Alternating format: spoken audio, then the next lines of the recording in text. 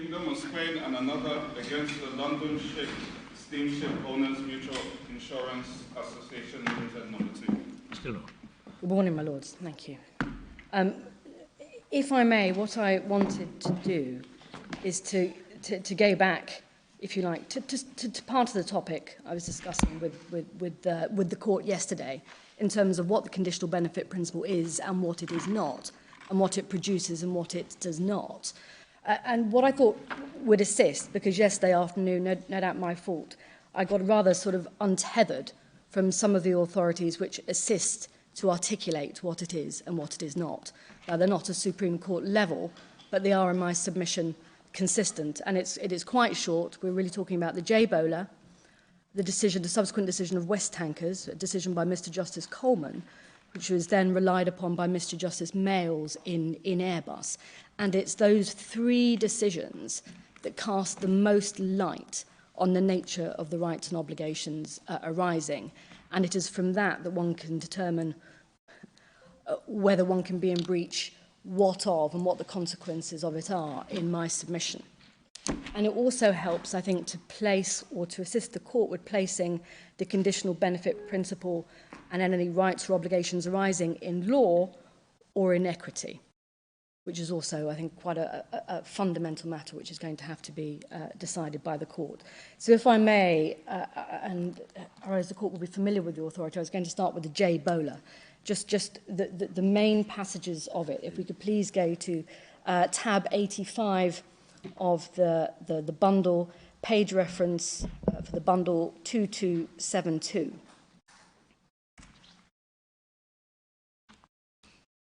And if we start with the left-hand column, the top sidelined paragraph is the paragraph which was cited by the Supreme Court in the Atlantic Confidence, which is where Lord Justice Hobhouse describes the nature of the conditional benefit principle as one as avoiding inconsistency. But then it carries on. And Mr. Lord Justice Hobhouse records the submissions which were put to him. And it's in the context of those submissions that he goes on to make his statements about what equity is doing and the equitable remedy of injunction. And he says, Ms. Bucknell submits that even so... Sorry, just before you go on to that, because if you're in the left-hand column, yes? At page 2272, yeah? Paragraph beginning, these authorities confirm. Well, yes. Can we just be clear? At the last sentence, it says the insurance company is not entitled to enforce its right without also recognising the obligation to arbitrate. Now, I've understood that that obligation which is spoken about, to be clear, is a contractual obligation. Well, the obligation to arbitrate arises from the contract. Yep. It comes out of the contract of insurance, or sorry, the time charter. Yeah, and so it says further up, the insurance company is not entitled to assert its claim inconsistently with the terms of the contract.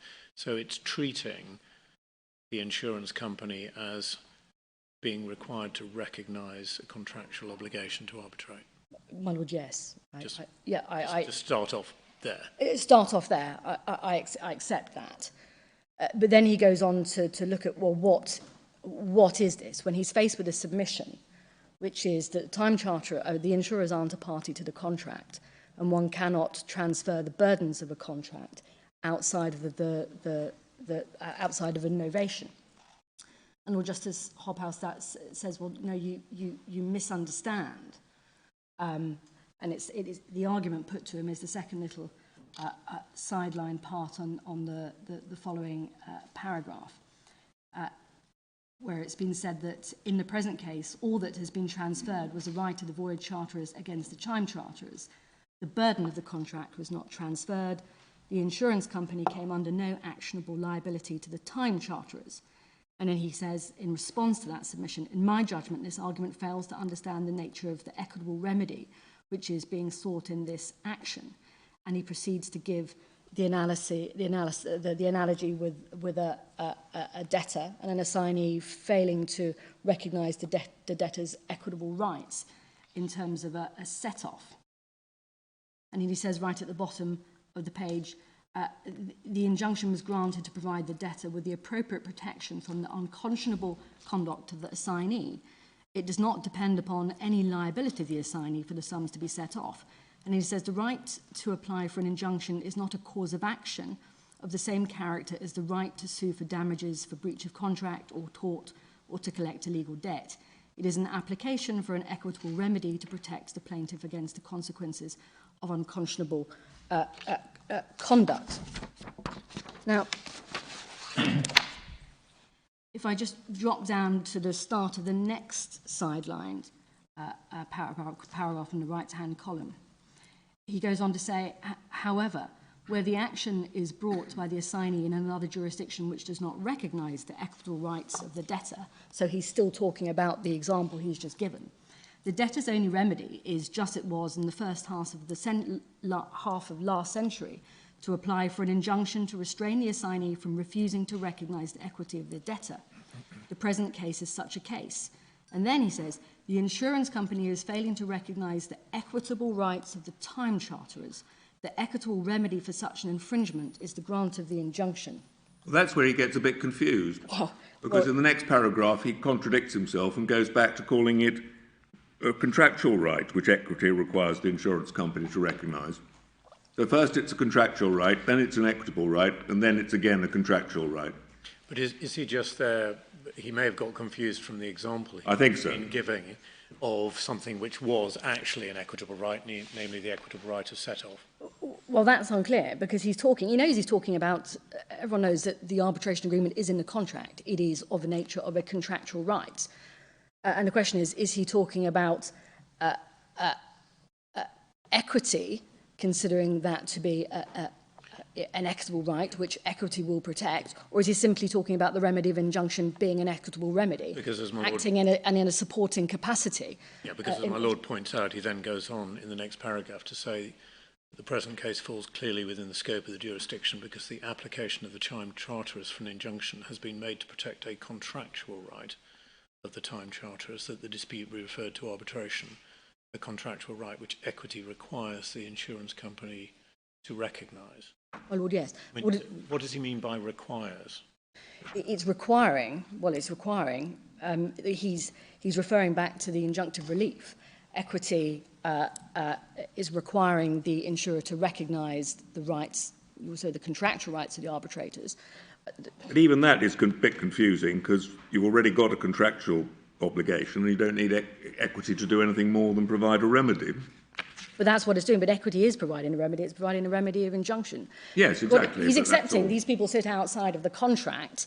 The only way I can hold them to recognise the contractual obligation is to grant an equitable remedy in a supporting capacity to force them to recognise the contractual obligation.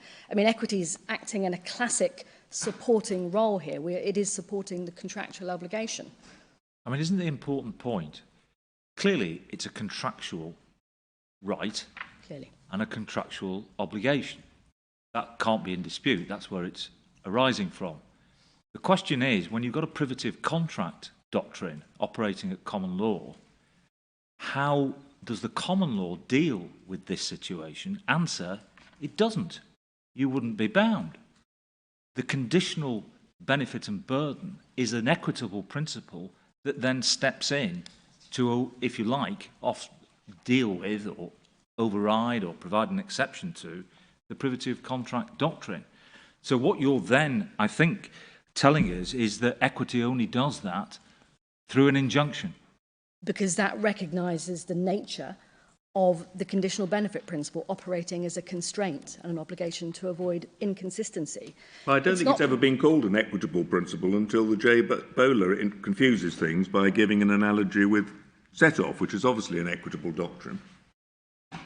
Well, my Lord, yes, but even if one goes back to the sort of covenant cases, which the club relies upon, they're unclear. The first one, I can't remember, the name escapes me, refers to law, at law.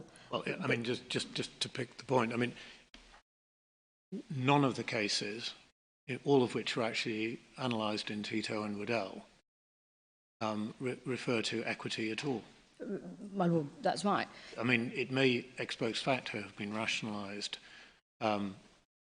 as, quote, an equity, or some sort of equitable doctrine, possibly because it was the Vice-Chancellor who analysed it. But even he didn't analyse any of those cases in terms of equity. Why do we need equity? Because you need, if you're going to, if you like, produce a remedy as against a non-contractual party and you can't get it to work in contract, it's going to have to be equitable. Well, I don't accept that. Sorry. I mean, the assignee is not a party to the contract, but we don't have any problem with saying that the assignee is enforcing a contractual right. It's a non-party. We have a problem with saying that contracting parties can impose a burden on a non-contracting party, on a third party. But there's an exception to that if the burden is bound up with the benefit and the third party chooses to take the benefit and thereby is taken to assume the burden, and that's a sufficient basis on which to regard that person as under a contractual obligation. But then, as one is then saying it is a novation, equity in effect produces a novation. No, it doesn't, because if it isn't for choosing to take the benefit, there's no burden on the third party.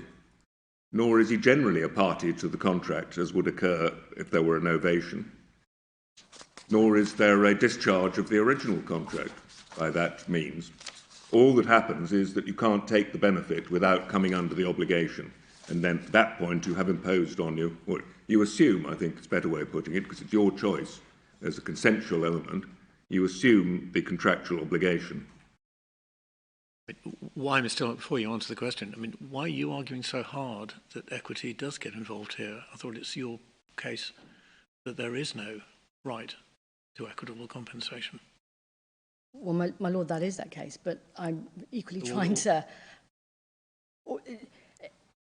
work out, I'm trying to sort of, I suppose, deal with the court's analysis as to what is it? Is it at law or is it in equity? And that may matter in terms of the results produced. I mean, if it's, and the cases to date, I mean, they're not binding on this court, but to look at the Court of Appeal's decision in this case in 2015, there is not a breach of the obligation to arbitrate.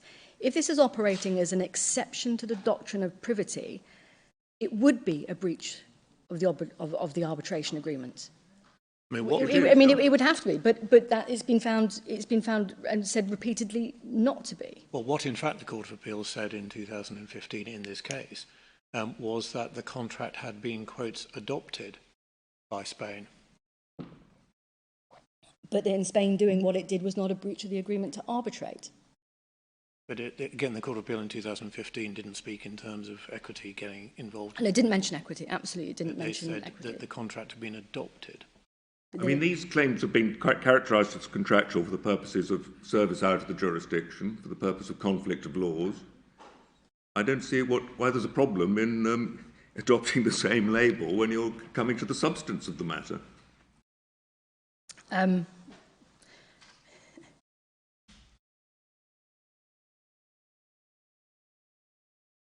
Because, well, I mean, what you would...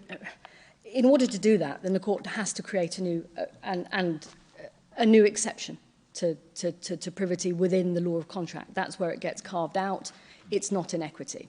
Well, the court has already done that in those mining cases and in the other cases that are explained, collected together in Tito and Waddell.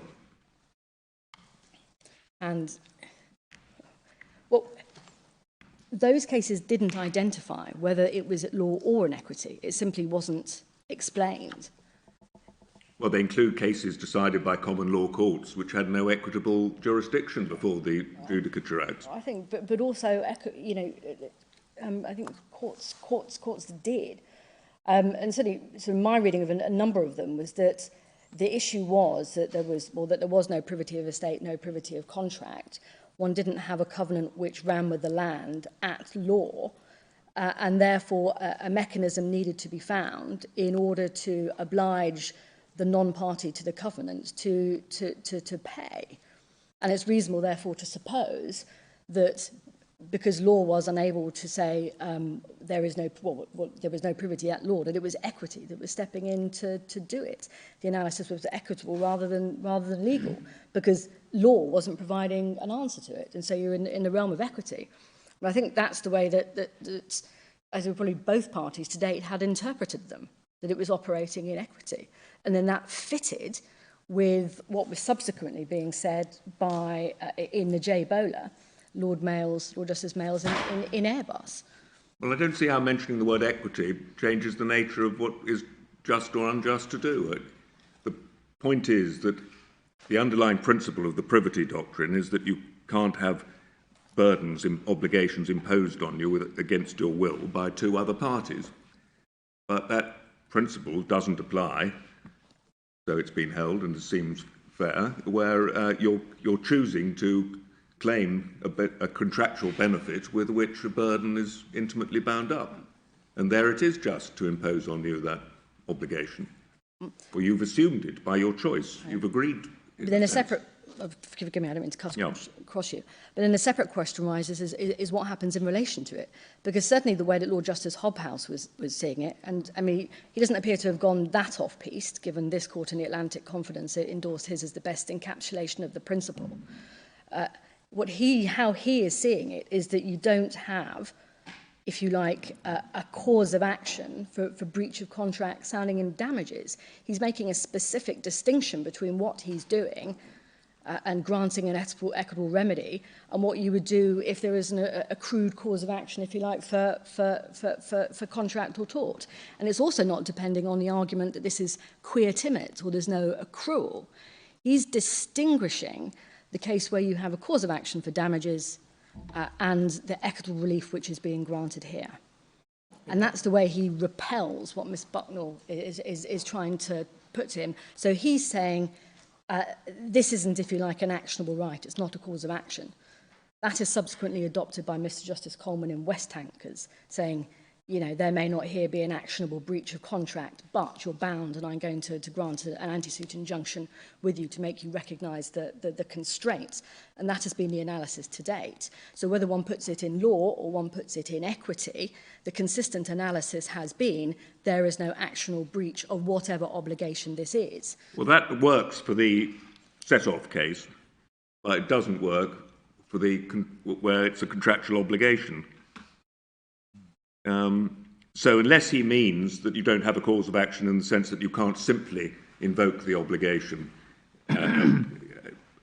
without the assignee having chosen to come under it, then I don't see what it means, because once the assignee has chosen to take the benefit and thereby comes under the obligation, then the obligation must be enforced, whether by injunction or damages or anything else. He's saying that the burden is not transferred, ergo there's no cause of action in damages. That's what he's saying. I mean, they got leave to serve out here to enforce under the grounds which said that there was it was a contractual remedy. You see that at the bottom of page 2272. I mean, why do you... I'm struggling to understand why you're pushing back so hard here. Your clients say they shouldn't be subjected to equitable compensation, right? My Lord, yes. So it's in your interest to say there is no equitable obligation that your clients are subjected to. My Lord, yes, but it's a little comfort if it then simply lands into the law of contract and all the contractual remedies which the courts have come up with for breaches of exclusive jurisdiction clause for contractual whether it's parties, law or equity simply isn't going to help you. If we came to the view it's all common law damages, you lose anyway. You may have more difficulty if it's at law, because you'd have more difficulty distinguishing the remedies. So. Well, my Lord, that's right, and that's why... I appreciate that paragraph of the J. Bowler is quite hard to make sense of, but if you take another paragraph, look at on 287 on the right-hand column. Lord Justice Hobhouse is saying, where the sideline passage there are only two relevant questions. Is there a contract? Is the plaintiff seeking to enforce that contract against the defendant? In the present case, both questions are to be answered in the affirmative.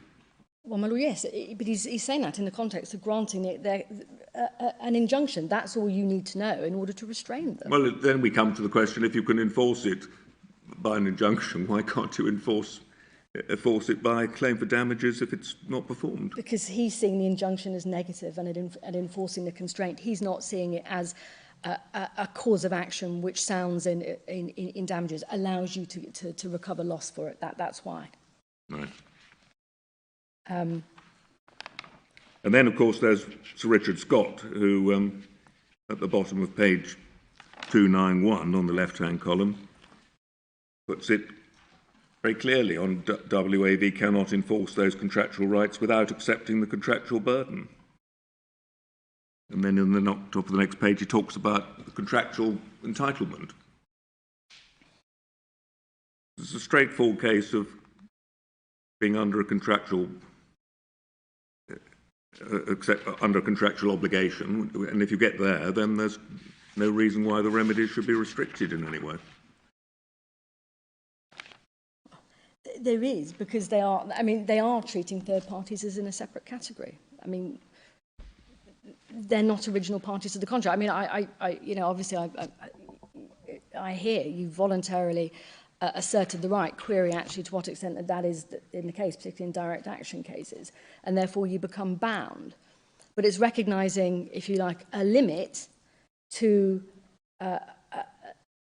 the obligation which arises, which is not simply said, and the House of Lords or the Supreme Court did not simply go, right, you've got an obligation to arbitrate, which is equivalent or is a contractual obligation to arbitrate. That's not the way it's been put. And in my submission that there are consequences to that. And that is why the cases have been saying there isn't an actionable breach. And non-contracting parties or third parties have not been completely assimilated or put into the shoes of a contracting party. Well, they're not completely assimilated because the obligation only arises if and at the moment that somebody chooses to bring a sue ignoring the arbitration clause. If it weren't for that, they wouldn't be under any obligation to arbitrate. Well, my lord, yes. That's correct.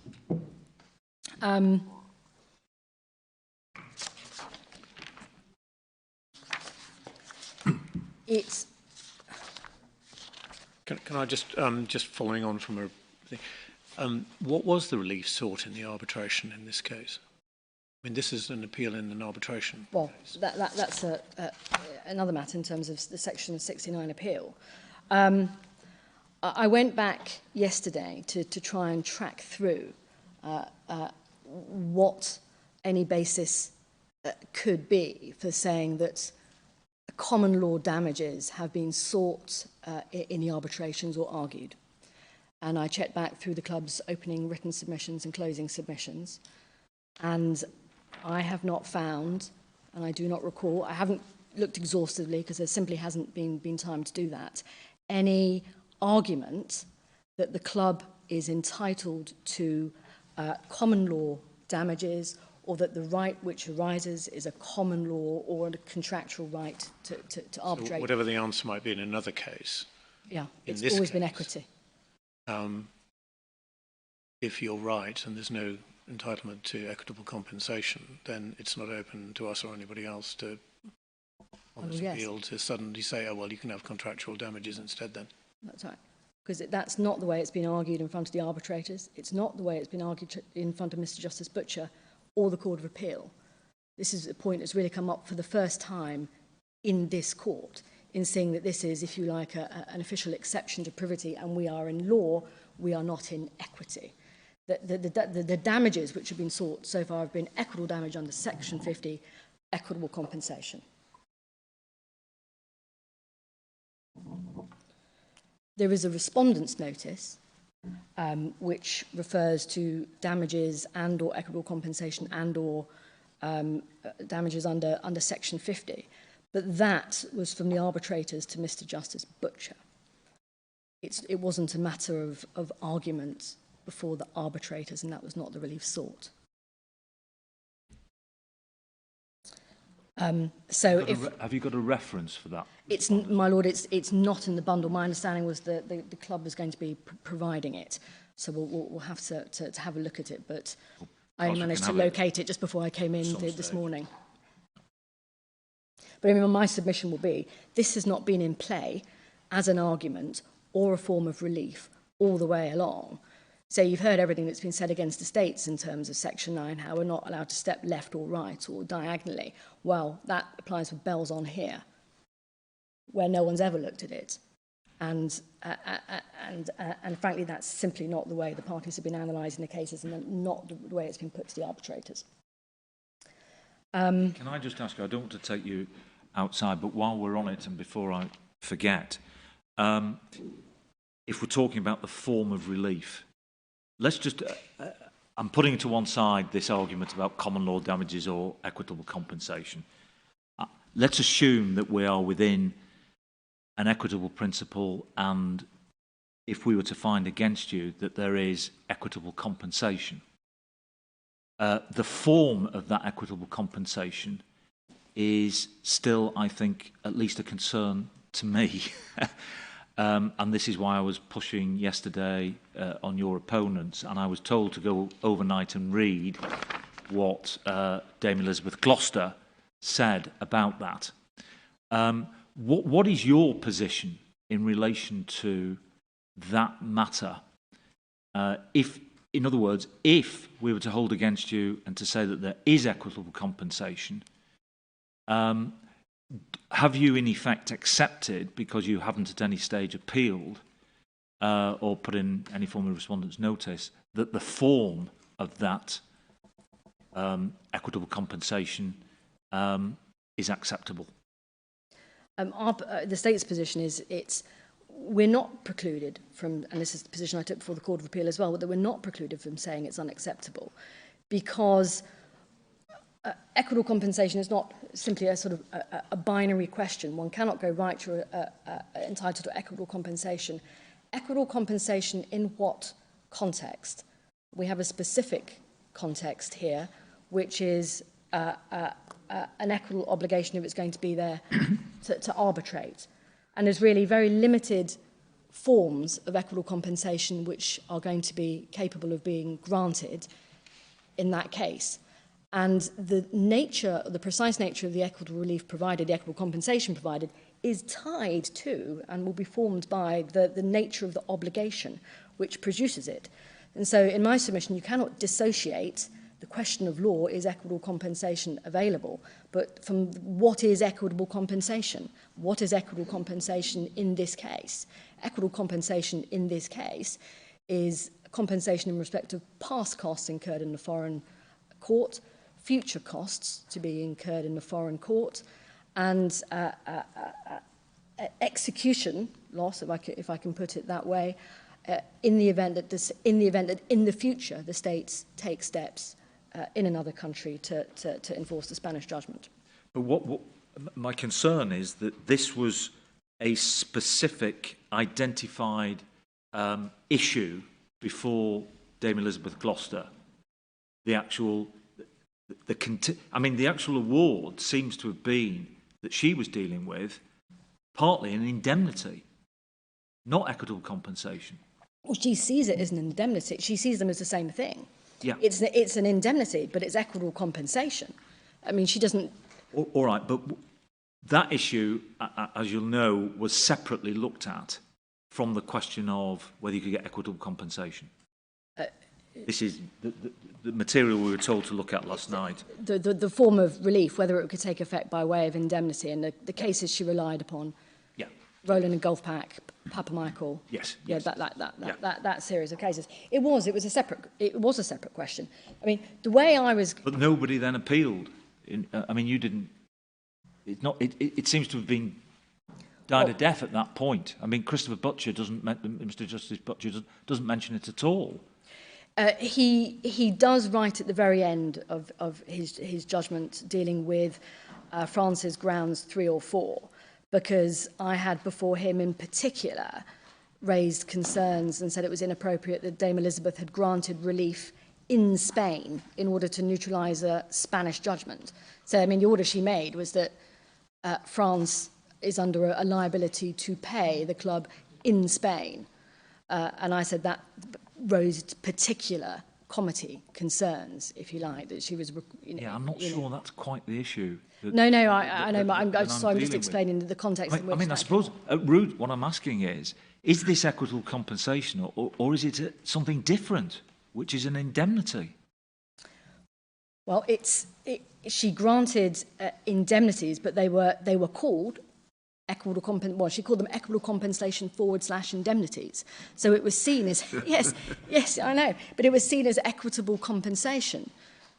Well, yeah. I mean, it's not. I mean, the way I was looking at it, and why I included these authorities in the supplemental bundle, is that I was considering the Court of Appeal's judgment about Section 50 and the cutting across argument, and what that could mean.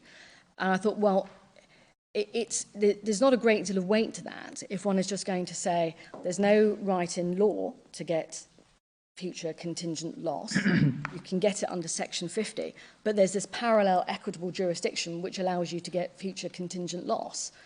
If that just exists there, then the cutting across argument holds less force. So the upshot of it is that you do consider that you're entitled to object to the form of the award. In other words, we're talking here about a quia timet equitable compensation. That's right. It's quia timet, and that's exactly how she characterises it. Quia timet equitable compensation. And that on your submission is open to you to raise as an objection. I mean, we haven't really got the authorities on this to go through it properly, as far as I can see. Although you've put in Papa Michael and one of the other cases, as you say, I think you're putting that in on a different basis. Well, my lord, yes. I mean, I wasn't coming to argue to sort of say she wasn't entitled to grant an indemnity in that particular form. I was proposing to use authorities in the context of the cutting across argument. There are, or there will be, I mean, I thought concerns, as the Court of Appeal expressed, concerns about the extent or the nature of the relief which has been granted in this case. But we have approached that, I think, on the basis that it's a particular form of equitable compensation, and equitable compensation is available. At this moment in time, if we were to find against you, I am just a bit concerned about the form of that equitable compensation. And we haven't had any real authorities to examine exactly what that, whether it might be possible to do that. Well, my lord, the precise authorities underpinning that grant of relief are what are in the supplemental bundle. Well, a couple of them are. But you haven't made a submission in your case that the form is inappropriate if you lose on the principle. My lord, no, not in the written case. I was going to be, and I was using them as a way of bolstering what the Court of Appeal had done. But in the face of, well, if the court is concerned, and we have articulated these concerns all the way along about the form of equitable compensation which has been granted, it is difficult to disassociate what has been granted from whether the equitable compensation is available in the first place. Right. And so, for example, if the court were to think, right, equitable compensation ought to be available, or could be, is it a discretionary matter? I mean, most equitable remedies are. Or are we really assimilated with contracts such that this just all happens by right? If the court decides, no, we're in the realm of equity proper, if you like, this is a discretionary analysis, such as would perhaps exist under Section 50, then it is appropriate for the court to consider what are the principles upon which equitable compensation can be granted in these cases. Because it is court that says, well, equitable compensation is available, but equitable compensation as what? Equitable compensation for the costs to be incurred, equal and opposite to the foreign judgment. What is it that is addressing? Just simply to say equitable compensation is perhaps not going to take the matter that much further.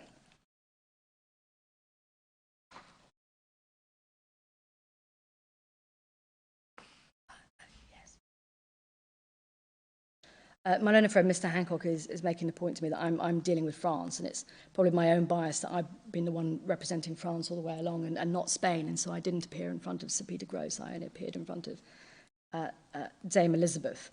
And these sort of arguments that, and the basis upon which Dame Elizabeth granted the equitable compensation indemnities were not mirrored in a Spanish arbitration. There are differences between the Gross Award and, if you like, the Dame Elizabeth Gloucester Award. What did Sir Peter Gross decide on in terms of the form of relief? Well, shall we just look them up very briefly? Would that assist? My Lord, the point is that the form of relief was essentially the same. The arguments were very, very different. The arguments in the Spanish proceedings were directed at Section 13.2 of the State Immunity Act to suggest that the form of relief being sought was somehow coercive, and they were directed at an argument that equitable compensation was not payable in any situation other than breach of fiduciary duty. Beyond that, none of the arguments about the nature of the indemnity that were canvassed by France in front of Dame Elizabeth were canvassed in the Spanish proceedings. And yet you've ended up with the same relief, save for the indemnity requiring, or the order requiring France to pay in Spain, and the anti-injunction, the anti-enforcement injunction. Other than that, they're mirror images of the other. So while Spain didn't specifically, or didn't argue the points that relief isn't available on the basis of quia timit equitable compensation, the question before this court is whether equitable compensation is available. You know, and I, in my submission, within that, it is legitimate to look at what is the equitable compensation. What is the equitable compensation that the court would be granting in the context of what was said to be a breach of an equitable obligation to arbitrate?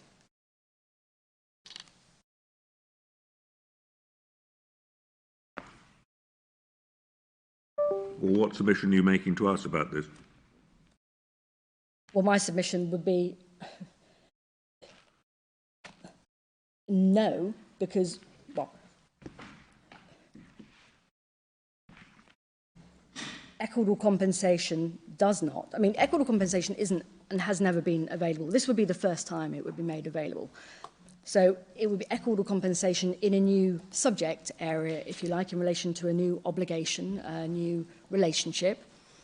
Quite apart from that, it would be equitable compensation quia timit in circumstances where the party, the subject of the order, is not a contracting party. So what I was going to show the court is that the cases relied upon by Dame Elizabeth are contractual indemnity cases.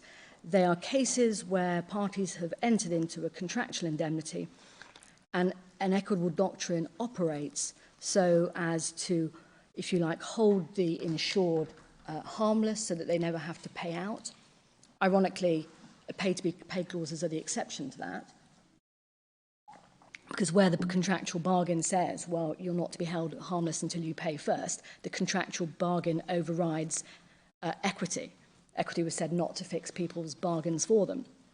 And there's also the equitable doctrine that the guarantor themselves will be held harmless and shouldn't be required to pay out first. So what equity does is to treat as done as what ought to have been done, if you like, and say, even though you, guarantor, or you, insured person, haven't incurred a loss yet, we will grant an indemnity before you've got an accrued cause of action to protect you from loss as and when it happens. It's quite a specific equitable jurisdiction, and it's related to injunctions, quia timit, if you like. But outside of the injunctive relief sphere, this is really the area where equity does intervene quia timit. And really that's the limit of it. So Dame Elizabeth based the particular relief on the basis of these authorities. But they also stand in my submission as really the only area where equity has acted quia timit in this way to provide a substantive remedy other than injunction. And if that is correct, what the court in this case is doing is not only awarding equitable compensation in a new case. It's awarding it in an entirely new arena for future contingent loss. And that is where the form of relief does, in my submission, come into its own, and where the argument about cutting across Section 50 does come into play. Section 50 would allow this relief, if you like, to be granted, because that was what it was. That was what it was. One of the holes it was there introduced to compensate for. But if you can't get that relief, if you can't fulfil the jurisdictional requirements of Section 50, how can you just put yourself into equity when equity just didn't do that? So that's why it's cutting across. You're really doing something new in two ways. And in my submission, that is another reason why the forms of relief granted in these arbitrations were so extreme. But you said you were going to take us, maybe you could just give us the references to where Sir Peter Gross may have looked at this issue insofar as he has. I think you said you were going to do that. My Lord, I didn't have the references to hand. Can I just ask my junior to do that?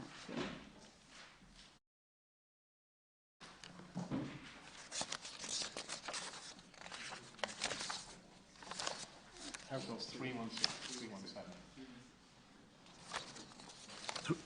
316. Yeah.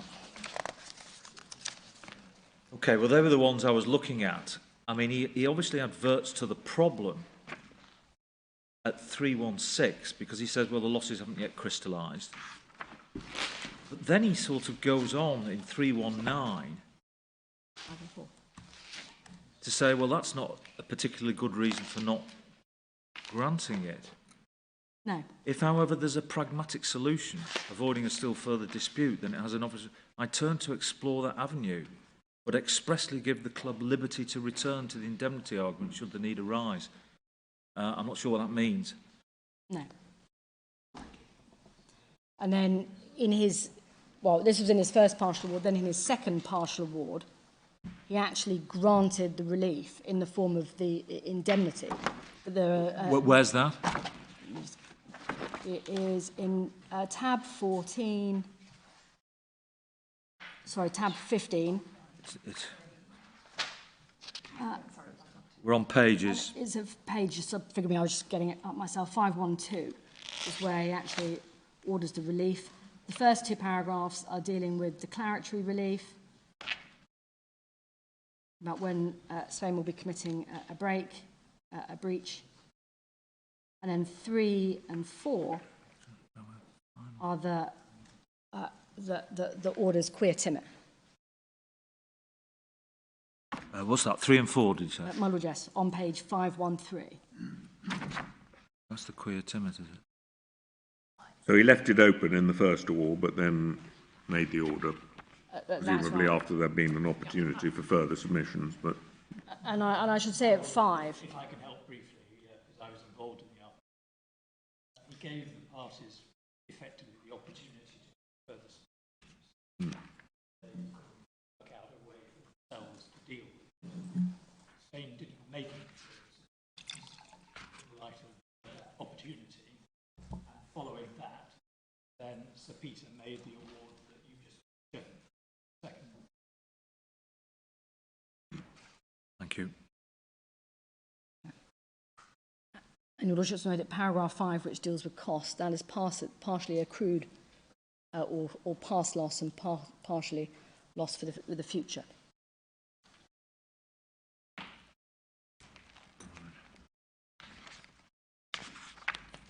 So both of them ultimately have made what appears in shorthand language to be quia timid awards of equitable compensation stroke indemnity. My Lord, yes. I should just then show you what Dame Elizabeth did. If we just look at, if you could ask you to turn up page 644. This is her second partial award.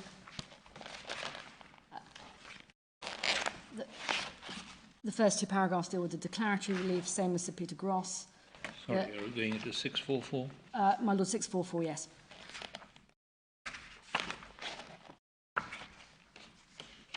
Paragraph 3 was the anti-enforcement injunction, which is gone.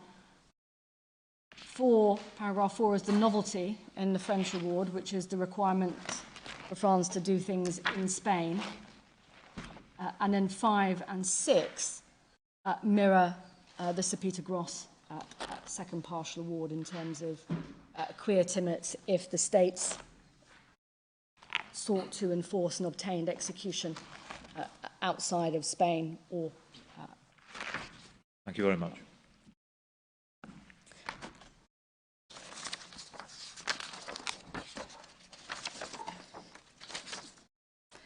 And in granting that relief, so that was fully argued within the France arbitration, Dame Elizabeth identified, and I'm just trying to find where my notes.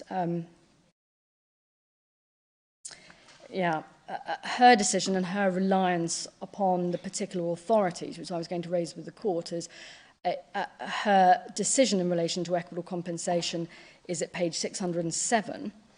And at paragraphs 142 and 143 of her award on page 608, she identifies the authorities in which she is basing her grant of relief, quia timit equitable compensation / indemnity. Yes, I think that was within what we were asked to read overnight. It was. I'm good, forgive me.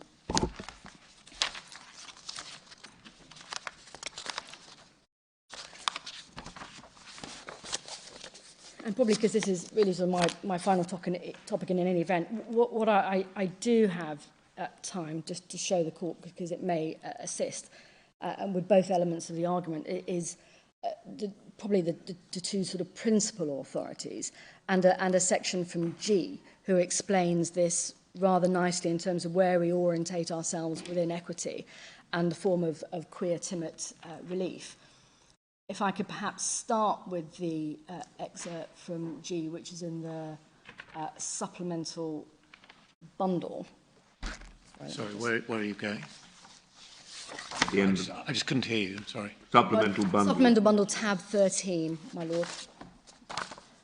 And it starts at page 259 of that bundle. I'm just trying to get my notes with that.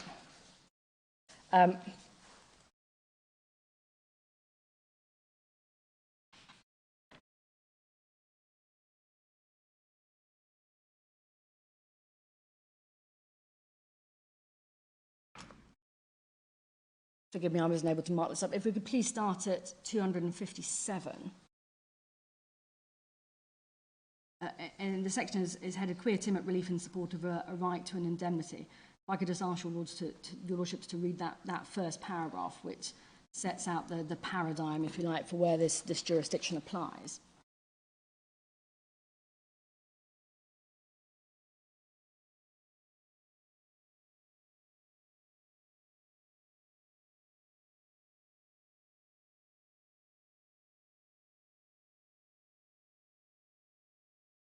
And then if you could please move to page 259. And if I could ask your lordships to read the first two paragraphs on that page.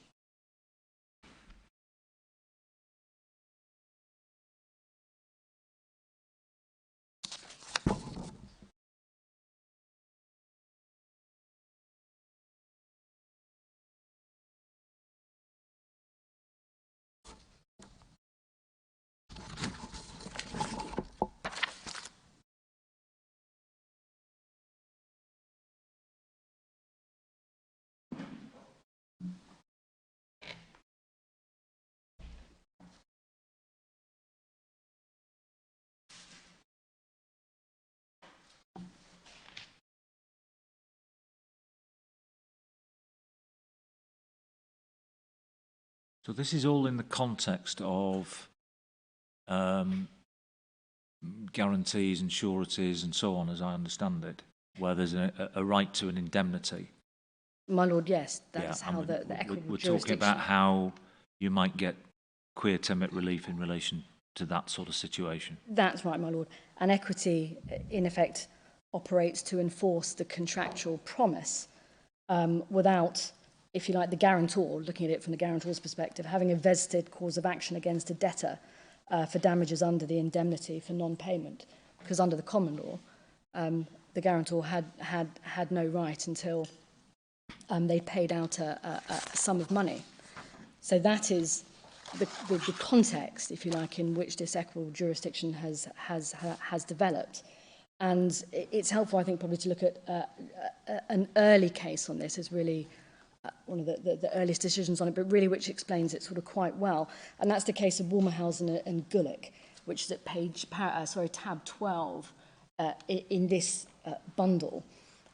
Page? 238, my lord. 238, thank you very much. 238. And the facts are at page, or stated at page 242 of the bundle. And the context was that the plaintiff was the executrix of a person who became surety with 4 others for a sum advanced by a bank. And the bankers claimed the entire amount from the estate, and the plaintiff was called upon to pay the entire sum due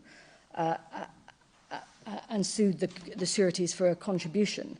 However, the plaintiff had not at that point paid anything, and the principal defence was that the plaintiff was not entitled to maintain an action until she had paid more than her portion, or at least her portion. And the plaintiff said that actual payment was not a conditional precedent to her right to sue, and she wasn't obliged to pay the whole in the first instance and then sue for contribution. The concern was that if she had to pay everything in advance without any contribution from the sureties, then her business would be ruined. So after going through the authorities, Lord Lindley goes through a large number of authorities in this. He alights upon it's Mr. Justice Wright. He alights upon Lord Lindley's work on partnership, and that's at page 251. And it's about sort of a little over halfway down the page, just after he's referred to MacDonald and Whitfield. And he says, in Lord Justice Lindley's work on partnership, it is observed that before the passing of the Judicature Acts, a right to contribution or indemnity arising otherwise than by special agreement was only enforceable at law by a person who could prove that he had already sustained a loss. But in equity, it was very reasonably held, and even in the absence of any special agreement, a person was entitled to contribution or indemnity from another could enforce his right before he had sustained actual loss, providing loss was imminent. And this principle will now prevail in all divisions in the High Court. Therefore, a person who is entitled to be thus indemnified against loss is not obliged to wait until he has suffered and perhaps been ruined before having recourse to judicial aid. Thus, in the ordinary case of principal and surety, as soon as the creditor has acquired a right to immediate payment from the surety, the latter is entitled to call upon the principal debtor to pay the amount of the debt guaranteed so as to relieve the surety from his obligation. And where one person has covenanted to indemnify another, an action for specific performance may be sustained if the plaintiff has actually been damnified. And he then goes on to, in effect, endorse that statement of principle. And one sees the form of relief granted at pages 252 and 253. At the bottom of 252, he says,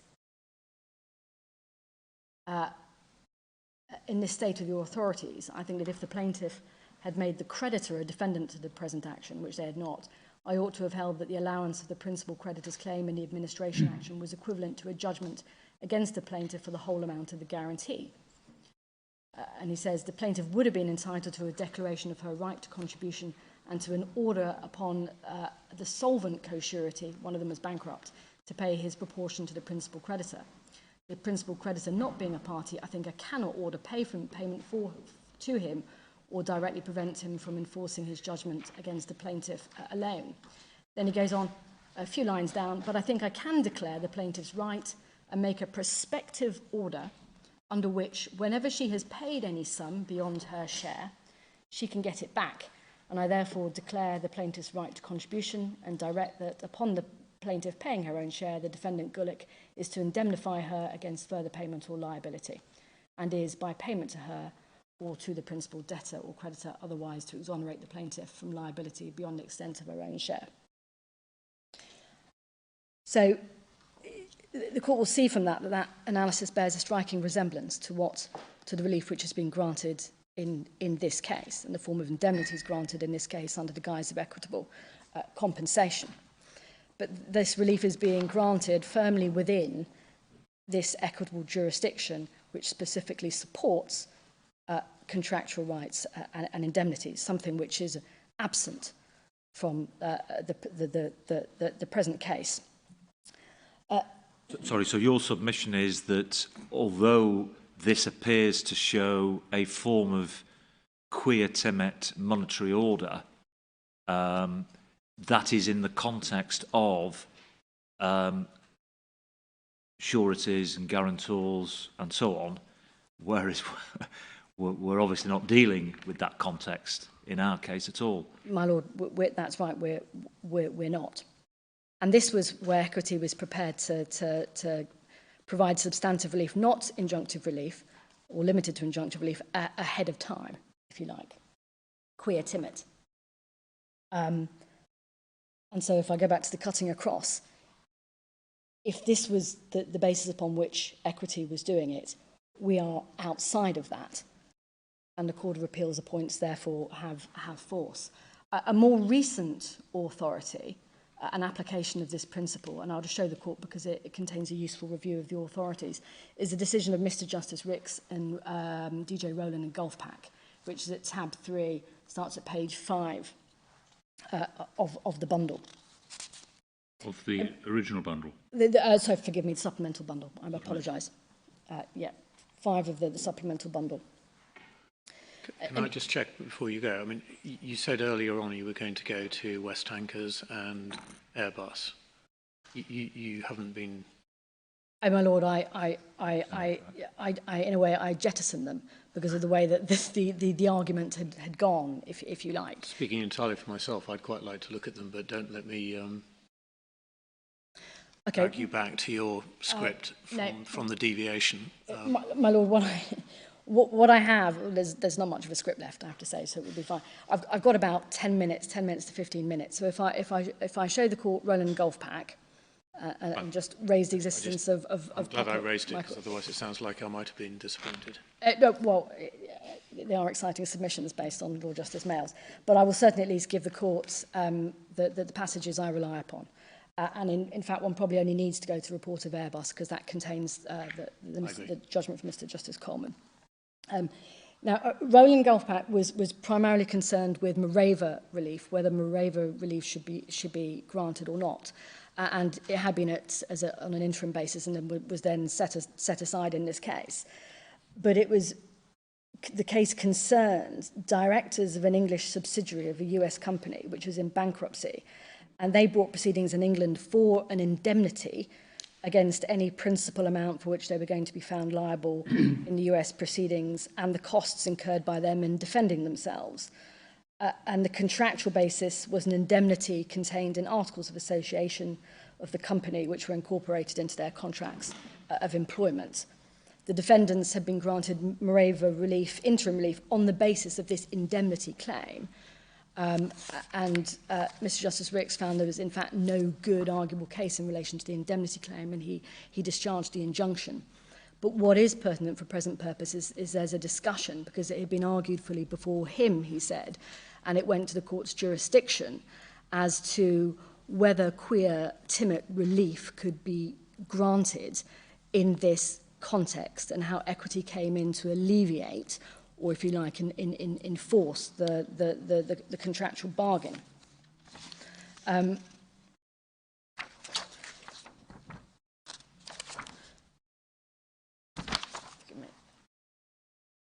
The analysis for our purposes, and there isn't going to be time to go through it all, but it starts at page 13 of the bundle. 13? 13, supplemental bundle, my Lord. And it's halfway down the left-hand column. He says it's a matter which has been fully argued and goes to jurisdiction. And he records the arguments of counsel, and he's talking about whether there is a good arguable case in relation to the indemnity claim. And he says that Mr. Voss, on behalf of Gulfpack, says that liability is contingent only and that no moreover injunction can be available as a matter of principle for a contingent liability. He submits that the question of liability is contingent in two separate senses. First of all, no liability has been established. Secondly, no loss has been suffered, invoking the common law rule that a cause of action for an indemnity only arises once the indemnified party has actually paid. And then he goes on to say what Mr. Voss accepts. And then at the top of the right-hand column, he records the submissions of counsel on behalf of the directors. And he agreed that while their right to indemnity was potential only, or was a future right only, nevertheless it arose out of an existing obligation. More than that, he places stress upon the rules which have been developed in equity to assist a party who can claim the benefit of a right to an indemnity in circumstances where he has not as yet been able to quantify his loss or has not suffered his loss out of pocket. The analysis then proceeds looking at accrued causes of action, and to the extent that one needs an accrued cause of action to grant a moreover relief, that is, as we're now largely gone due to the Privy Council's judgment and Convoy and Broad Idea. So that is no longer particularly instructive. But he then comes on to the cases dealing with, if you like, a form of quia timid relief in equity in the context of surety. And that analysis starts on page 15.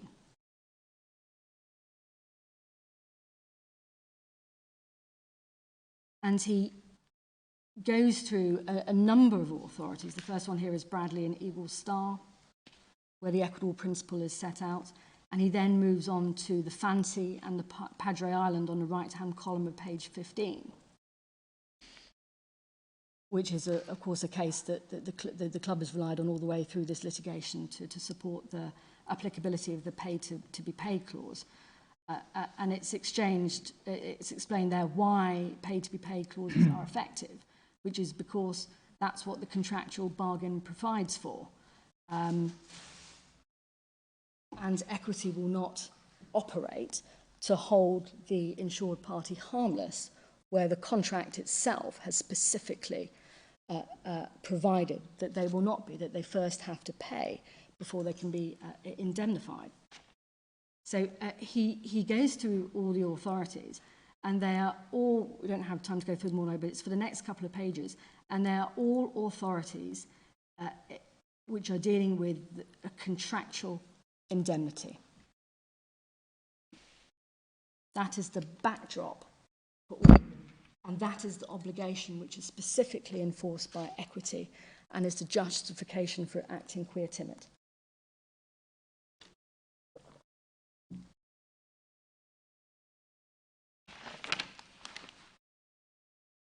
His summary of the principle is on page 17, and it's the sidelined column on the right-hand column. And he says what I take for all of this. And he says, in my judgment, it would appear from the authorities which I have cited above that the following can be said. In law, there's no right to moreover relief unless there's an pre-existing cause of action that we know is now gone. Equity, however, will give relief in circumstances where the common law will not, and will even give relief in a situation of quia timid before a loss has actually occurred, but only where there is reasonably good, perhaps clear evidence that a liability will fall on the party entitled to be indemnified and that the person obliged to indemnify clearly proposes to ignore his obligations. What is needed is a sufficiently clear right to an indemnity, even if the cause of action at law is not yet complete, together with a clear indication that the indemnifier is going to ignore his obligations. It therefore seems to be irrelevant in equity in the case of a right to an indemnity that the cause of action at law has not yet been completed, if the equitable right is sufficiently clear and there is clear evidence of a threat by the indemnifier to ignore his obligations. But this is all being said in the context, and that conclusion is firmly rooted in the context of contractual indemnities. The final case which was relied upon by Dame Elizabeth was that at tab 7 in the supplemental bundle, Papa Michael. It's quite a complicated case, and I don't have a really sort of time to go into it. But this was an injunction case. There wasn't the page. Forgive me, my lord. Once again, it's 112 of the supplemental bundle is where Papa Michael starts. And it's a case where a quia timit injunction was granted rather than, if you like, substantive quia timit relief in terms of indemnity or anything like that. And again, it was granted on the basis of there being a right to an indemnity. In this form, in this case, the indemnity was going to be in the form of a claim to contribution under the 1978 Act, which the judge equated with a right to be indemnified. So your basic submission is that there's no authority for equity acting quia timet, at least by monetary relief, other than where we're talking about contractual indemnities, as in guarantors and sureties and the like. My Lord, yes. And I suppose that it might be said against you, well, we can draw an analogy with these cases. I mean, some of that principle about, well, if the loss is going to be inevitable, equity can act and all that sort of thing. I mean, might it not be said that there's a wider principle, even if there's not been ever a case to support it? Well, my Lord, no, because directly. The rationale for the case is that they're specifically enforcing a contractual obligation. And if we were in the realm of contract here rather than equity, there's no possible argument based for an indemnity, because there's no, the obligation is simply an obligation to arbitrate and not to litigate, and there's no indemnity in play. That's right. In the jurisdiction clause context, there was the case of Starlight Shipping and the Alexandros T, which has produced many judgments and went all the way up to the CGAU and back. And in that case, there was an exclusive jurisdiction clause contained in the settlement and an express contractual indemnity. And Mr. Justice Burton decided in that case, and based upon that contractual indemnity, to grant, if you like, quia timit relief, which required the party or the third party breaching well, it wasn't a third party, it was a contracting party, the party breaching the exclusive jurisdiction clause to set up a fund out of which to indemnify the other contracting party who was trying to enforce the obligation to litigate in the contractual form, to create a fund whereby that would be used to indemnify them for the costs, in this case in Greek proceedings. And that was upheld by the Court of Appeal. But it was in the context of there being a specific contractual right to an indemnity in the settlement agreement. So it wasn't even really based on the exclusive jurisdiction clause, it was the contractual indemnity. And I'll just give your lordships the references for that so that you can see. Starlight Shipping at first instance, so this is Mr. Justice Burton, is at Supplemental Bundle, tab 9, page 148. The relevant paragraphs are paragraphs 24. Indemnity is dealt with at 35. He found the insurers were entitled to quia timit mandatory injunction, requiring Starlight to set up the fund at 37. And based on Roland and Gulfpack, he said that the court had an equitable jurisdiction to grant quia timit relief to a party with the benefit and indemnity before the loss had occurred. And then at paragraph 38, that records the submission of Mr. G, who was asking, KC, who was asking for the fund to be set up, firmly placed within the context of contractual indemnities. And that decision was upheld by the Court of Appeal, and that's in the main bundle, tab 92, page 2421 at paragraph 21 on page 2425.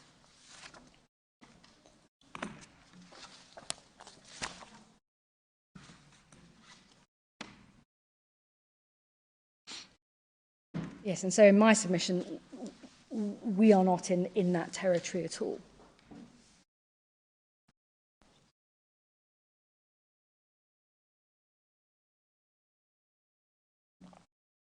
And what that means is where Section 50 isn't available and cannot be fulfilled, and if we are in, well, certainly if we're in the realm of certainly the common law did not grant relief on a contingent basis for loss which had not been suffered as at the date of the writ. If there were further wrongs, breaches and loss suffered, you had to come back and issue successive proceedings. So if the club is right and they're, or if anyone's right and they're at law, then this sort of relief isn't available at law. It would have to be in equity. That means equity outside of Section 50, or it means Section 50. We know Section 50 isn't available, and in my submission, there isn't a more general equitable jurisdiction to do this. And in those circumstances, by granting equitable compensation, the court would be cutting across Section 50 and granting that very relief to a party that cannot fulfil its jurisdictional requirements, when the facility would not otherwise be there in equity. And in my submission, that was why the Court of Appeal was correct.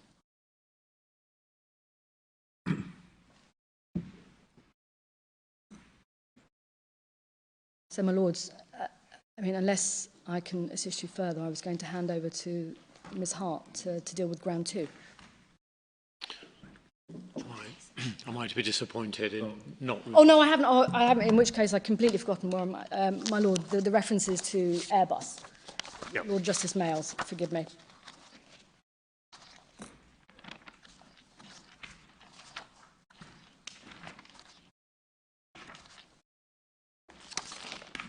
So Airbus, main bundle, tab 40, please, page 1010. The analysis of the J Bowler starts at page 1034. And that's 1034. That's paragraph 85. Lord Justice Mayles cites the J Bowler. And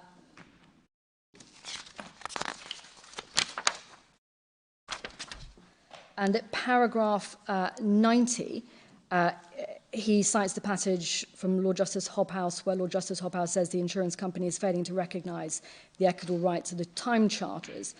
He then moves on to look at what Mr. Justice Coleman had said at first instance in West Tankers. And probably if we just look at that very briefly, it's...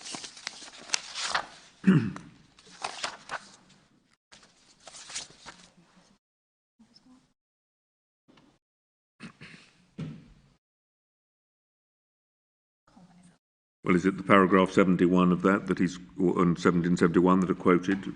My lord, it is. That's what I'm relying on. I've just lost my authority. The question I have, or the issue I have with this, and Mr. Justice Coleman's decision, which I think is the only basis for Lord Justice Mayles' conclusion at paragraph 96, is if you look at what Mr. Justice Coleman said in paragraph 70.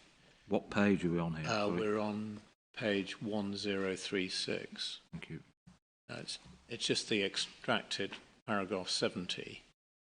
What Mr. Justice Coleman said, and if you actually go back to the decision in West Tankers, there's nothing more than this. He just says in the middle of paragraph 70, their insistence on proceeding in the Italian courts would be inconsistent with the equitable rights of the owners under the arbitration agreement to have a claim against them in tort referred to arbitration. Now, I don't understand why he refers to, quote, equitable rights of the owners under the arbitration agreement to have a claim against them in tort referred to arbitration. I thought all the authorities previously were, as of one voice, that what you're talking about are contractual rights under the arbitration agreement. Where do we get equitable rights under the arbitration agreement from? He's getting it from Lord Justice Hobhouse in the J Bowler. That's where he's basing these conclusions on, where the passage that I took your lordships to earlier about where equitable rights were referred to by Lord Justice. But that may have been simply a misstatement, referring back to his own example. It may be, but that's his basis for saying this. He's thinking we're operating in equity. Am I right in thinking there is no other basis for Lord Justice Mayles' characterisation of the rights of insurers as being an equivalent equitable obligation? He cites the J Bowler and he cites Mr. Justice Coleman in West Tankers. Those are the only two authorities. And the concept of an equivalent equitable obligation isn't in fact to be found in Mr. Justice Coleman's decision at all. Well, my lord, no, that's plucked out of the air. And in my submission, what Lord Justice Mayles was saying was it's just a shorthand, if you like, rather unfortunate one for what was happening in the J-Bowler and West Tankers. The operative paragraphs, if you like, I mean, Lord Justice Mayles does cite all the relevant paragraphs from the J-Bowler and said, right, this is then what it is. And then he goes on to say, having cited those paragraphs, which I say contain all sorts of limitations, just goes on and says it's a substantive right equivalent to the right in contract. But the preceding analysis does not support that conclusion in my submission. I don't think it particularly mattered for the case in front of him, but it's had consequences. And certainly the paragraph or the summary at the end of Airbus from Lord Justice Mayles has been very much sort of weaponised in this case to say, right, if it's an obligation equivalent to the contractual obligation to arbitrate, just give common law, give damages which are equivalent. There's no difference. Why should there be any difference between the two? Look, Mr. Justice Butcher, I think, said it in absolute terms in his analysis in the judgment. So that is a large part of the reason why we are where we are, because of that statement from the Court of Appeal. Our Court of Appeal then moved away from that, being taken through the authorities in the J-Bowler rather more closely, and moved away from that statement. So, my lords, that was all I was actually going to say on the matter. Well, subject to the court, I'll hand over to... Thank you.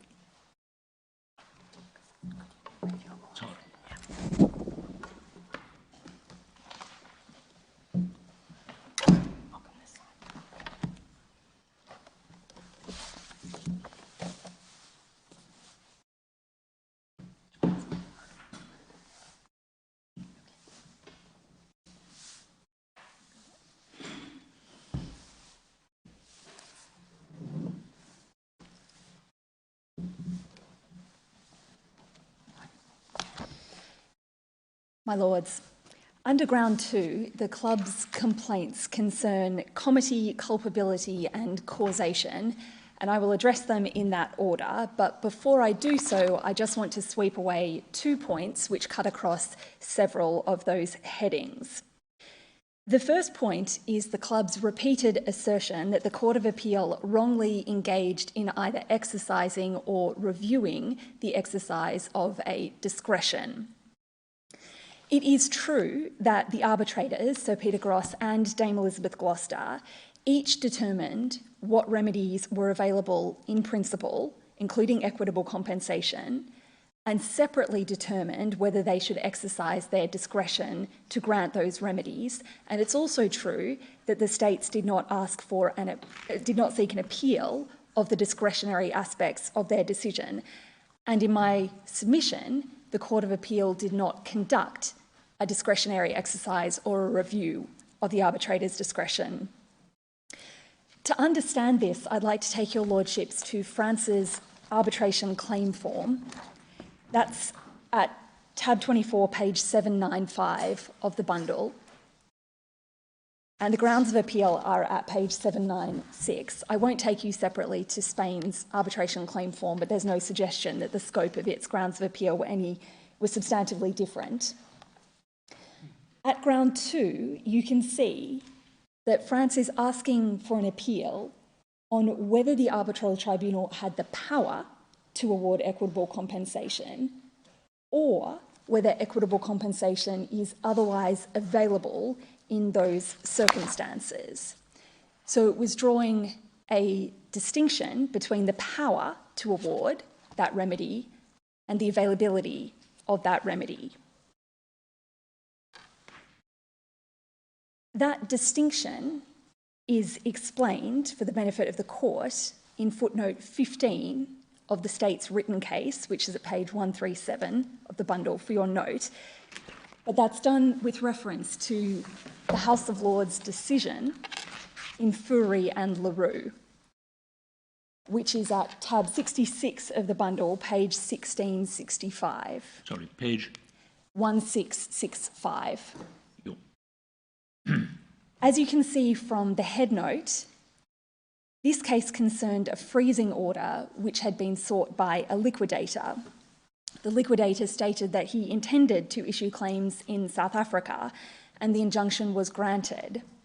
But on an application by the respondents, the injunction was discharged on the ground that no proceedings for substantive relief had been commenced, and the court had no jurisdiction to grant a freezing order in those circumstances. And the House of Lords specifically considered this question of whether, in fact, it had jurisdiction. And on that, I would ask your Lordships to turn to page 1674, where you can see paragraph 25. The second line says, jurisdiction is a word of some ambiguity. And I would ask your Lordships to read all of paragraph 25, in particular focusing on the passage, the second half of the paragraph on page 1675.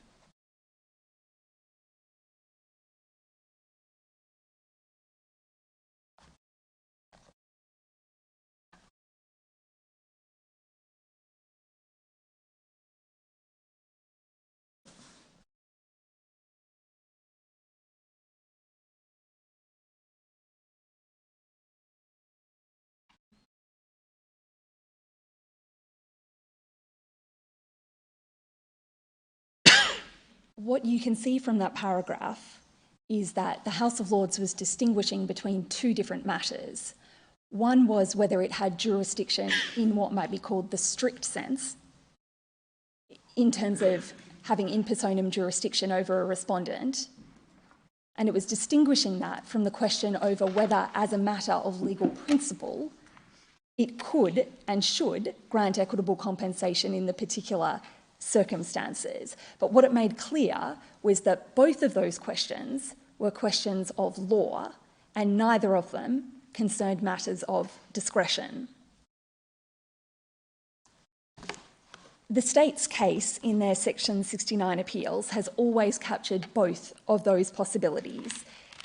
They have always said either the tribunals lacked the power, in the strict sense, to grant equitable compensation, or that even if they had the power or jurisdiction in that strict sense, it was inappropriate to grant equitable compensation because of the way that legal principles have developed. But the core submission that I want to advance is that both of those are questions of law and not questions of discretion.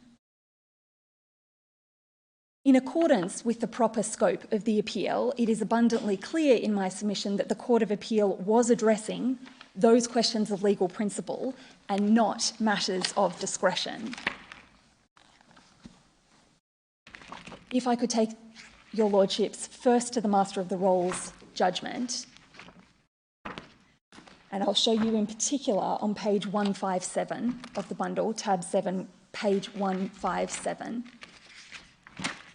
Paragraph 6. Sorry, we're going to 157? 157. About a third of the way down, he said, the arbitrators and the judge held that the club was entitled to equitable compensation. The essential question in the arbitration appeals is whether they were right as a matter of law. The club says they were, and Spain and France say that no such equitable compensation is available in law. His judgment is then replete with references to the question of whether equitable compensation is available as a matter of legal principle, whether it can or cannot be granted. And then flipping to his conclusion on equitable compensation at page 210, paragraph 224, he concludes, I would therefore decide that the judge was wrong to uphold the arbitrator's awards of equitable compensation. Even if such a jurisdiction exists, it should not have been exercised here for the reasons I have given. So here he wasn't firmly stating whether it was a jurisdictional question in the strict sense, in the Fourie and Leroux sense, or one concerning the development of legal principles, but what he absolutely was not doing was saying that he was exercising his discretion. And in my submission, that's equally clear from the concurring judgment. Again, The Lady Justice's judgment contained many references to whether equitable compensation was available as a matter of principle. And on page 218, their conclusion on this question, paragraph 269, page 218, the very final page, they say equitable compensation is not an available remedy in the specific context. So again, they were looking at the availability of the remedy. What none of them were saying was that it was available, but they were reviewing whether it should have been exercised as a matter of discretion. My Lords, that is my first cross-cutting point. My second cross-cutting point is a much shorter one, but it follows from the same analysis. The club has suggested in its written case, and again yesterday, that in certain respects, what the Court of Appeal should have done is remit the question of equitable compensation to the arbitrators. But what I've just shown you is that all members of the court found that equitable compensation could not be granted as a matter of law. And on that basis, it obviously was not appropriate to remit. There was no separate judgment for the arbitrators to exercise in respect of equitable compensation. The conclusion was simply that it could not be granted. Those are my two cross-cutting points. I'd now like to turn to the substantive complaints. First, comity. The key point here is that comity has been in issue since the arbitral phase and that France was not denied permission to appeal on this ground. My learned friend Mr Thompson alluded to... But how does comity come into the question whether equitable compensation is available? I mean, either in principle, either it's an available remedy or in principle or it isn't. It's got nothing to do with who the particular party is, does it? Well, comity is not a question... The state's case in this case has largely centred on the fact that we're talking about a direct action, a foreign direct action statute. I see. And that always, necessarily by definition, will involve right. A foreign state where the statute itself is enforced, but it might also give rise to enforcement in third jurisdictions. And so comity in the state submission, as I'll show you, has been that that means that it's not appropriate to grant equitable compensation that will have the effect of neutralising the judgment of a foreign court, which may feel that it's appropriate in the circumstance of this case to uphold the Spanish judgment rather than the English arbitral awards. And I'll show you now that that is precisely the argument that France has always run. If I could take you to Dame Elizabeth's first award, that's at tab 16, and we can go straight to page 559. You can see from 558 that in this... Sorry, we're going to 559? Well, 558. Thank you. You can see that she is dealing with the question of equitable compensation, whether it's available as a matter of principle. And then at the bottom of page 559, at paragraph 91, she summarises France's submissions. Many of those will be familiar to your lordships, but I'd like you to turn, please, to page 564. And that's where you will see subparagraph 16. So we're still in the summary of France's submissions. There were a lot of submissions, as you can see. In that paragraph, you'll see that France was seeking to draw a distinction between the Frio Dolphin, which loomed large at this stage of proceedings, obviously is not so significant at this point. France was seeking to draw a distinction between that case and this one, including on the basis that in this case, the purpose of an award of equitable compensation would be to neutralise any foreign court's judgment where the Spanish judgment could be upheld or enforced. And specifically at little 1, it says comity concerns arose in relation to the latter, i.e. in relation to this case. And then over the page at little 17, so paragraph 17, again, that shows that France was raising an argument that equity ought to have regard to considerations of comity. So does that tie in with the indemnity point? That's what's being objected to, said to be objectionable. Yes. In advance, you're saying that anything recovered, there's an equal and opposite relief. Yes, exactly. It is about neutralising foreign judgments that may be given, and the English courts award of equitable, or the English tribunal's award of equitable compensation, thereby neutralising foreign judgments in advance. Now, this is an important point, so I would just stress, at this stage of proceedings, it was not known that Dame Elizabeth would ultimately grant equitable compensation in the form of an indemnity that would have effect in Spain. That was not known at this point. So these submissions about comity are about the potential for enforcement in third jurisdictions, which would be tossing up what to do between the Schaff Awards and the Spanish court judgment. And that's important for reasons I'll get onto in a moment. Now, at subparagraph 19, you can see that France raised, importantly, a separate argument, which was that it is incoherent for the English courts to both recognise the Spanish judgment, but also grant relief designed to neutralise the effect of that judgment. So this was not an argument about comity, about extraterritorial reach. It's about the coherence of the English legal order. It's a different point. Could I ask your lordships then to turn back to page 796 of the bundle? We're back at France's arbitration claim form. I've already shown you ground 2, which is about the availability of equitable compensation. Sorry, can you give me the page reference again? 796. 796. Thank you. Ground 4 is about whether equitable compensation can be granted where its effect is to neutralise the effect of a foreign judgment which is granted recognition under English law. So that's not the comity argument. That's about the coherence of the English legal order,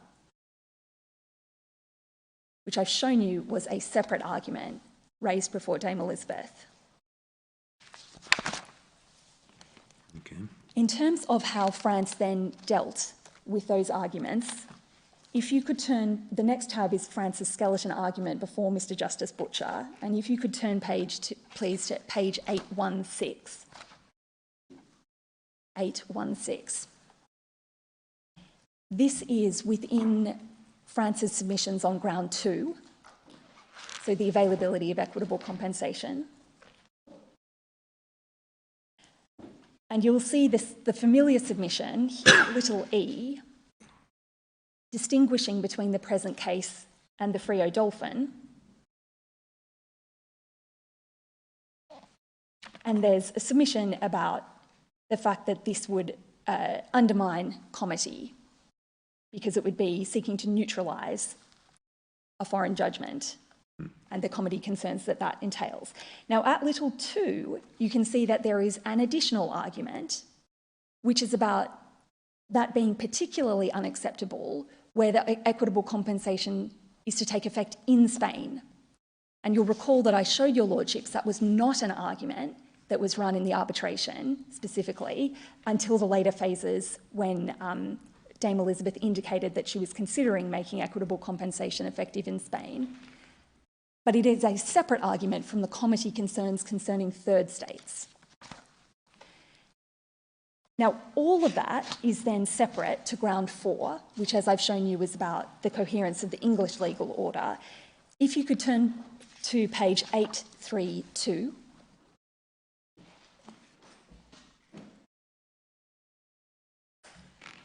Paragraph 119. Therefore, if the recognition of the Spanish execution order is maintained here in England, it is irrational and damaging to the applicable legal order to grant an award which is inconsistent with the recognised judgment. Now, the applicable legal order is the English legal order. We're not talking about comity concerns, extraterritorial application. We're talking about within England, it being irrational and incoherent to neutralise a foreign judgment that's been recognised. Now, what I acknowledge is that in the following paragraph, France did go on to talk about the fact that it is still less correct to purport to affect the legal order or the parties' rights or obligations within Spain. So it did deal with that limited aspect of the comity argument in relation to Spain as part of ground 4. But that was not the broader comity argument, which is about third states choosing what to enforce.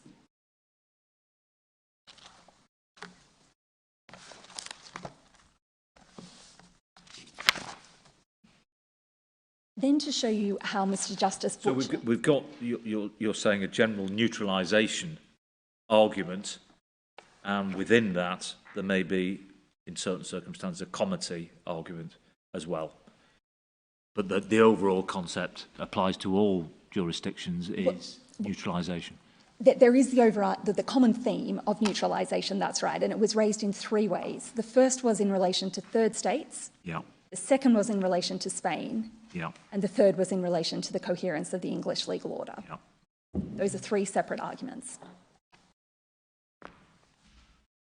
As to how Mr. Justice Butcher dealt with this, his judgment starts at page 337. Sorry, and as regards those 3, which are you saying comity kicks in? The first one, certainly. Yeah. And also the second one in relation to Spain. But not the third. The third is just about English coherence. Thank you. At page 359, we're within Mr. Justice Butcher's judgment, and at this point he's dealing with ground 2, which is about the availability of equitable compensation. And if you could look at paragraph 66, please.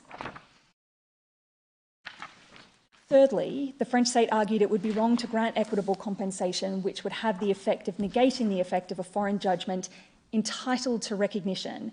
This is in substance the point which is sought to be raised by the French state's ground 4. So here he's saying, I'm going to deal with in relation to ground 4, I'm going to deal with that argument about recognition. And of course, ground 4 was dealing with the coherence of the English legal order. Now, he doesn't have a paragraph dealing specifically with what I've called the first argument, which is about third state neutralising. He simply doesn't deal with that. But it was, as I've shown you, squarely before him, as it had been before Dame Elizabeth. If you turn over to page 361, you'll see that at paragraph 72, he explains what grounds 3 and 4 are about. Now, ground 3 was just like ground 4, but rather than being about equitable compensation, it was about an injunction, neutralising the foreign judgment and that being incoherent. So ground 4 was about equitable compensation, creating incoherence in the English legal order. And he goes on to, as my learned friend explained yesterday, both to deny an extension of time on the basis that he would have denied permission had an extension of time been granted. So grounds 3 and 4 are out. But as I've shown you, those grounds are not the same as and do not encompass the broad comity argument about third states. Now, the final point I need to draw your Lordship's attention to is on the final page of Mr. Justice Butcher's judgment, paragraphs 82 and 83. And here he is saying, this is the French state's complaint about the inappropriateness of equitable compensation that has effect in Spain. Insofar as this is treated as a discrete point, I do not consider that it is one on which permission to appeal should be granted. I'm not persuaded that it is considered as a distinct point, substantially affects the rights of the parties, and so on. So if you like, what he's done is he's knocked out, in my schema of arguments that I gave to my Lord Burrows, the first argument, comity in third jurisdictions, has not been knocked out on permission to appeal grounds. The second ground, which is about comity in relation to Spain specifically, has been knocked out by these 2 paragraphs, paragraphs 82 and 83. And the third argument, which is about the coherence of the English legal order, has also been knocked out. That was ground 4, and an extension of time was not granted. But what survives all of that is the general argument about comity in respect of third states. And that comity argument about the extraterritorial reach of a grant of equitable compensation, needing to leave it to enforcement jurisdictions to determine which award should be enforced, either the English award or the Spanish judgment. That is the aspect of comity that the Court of Appeal dealt with. And in my submission, it was clearly entitled to do so, given what had gone before.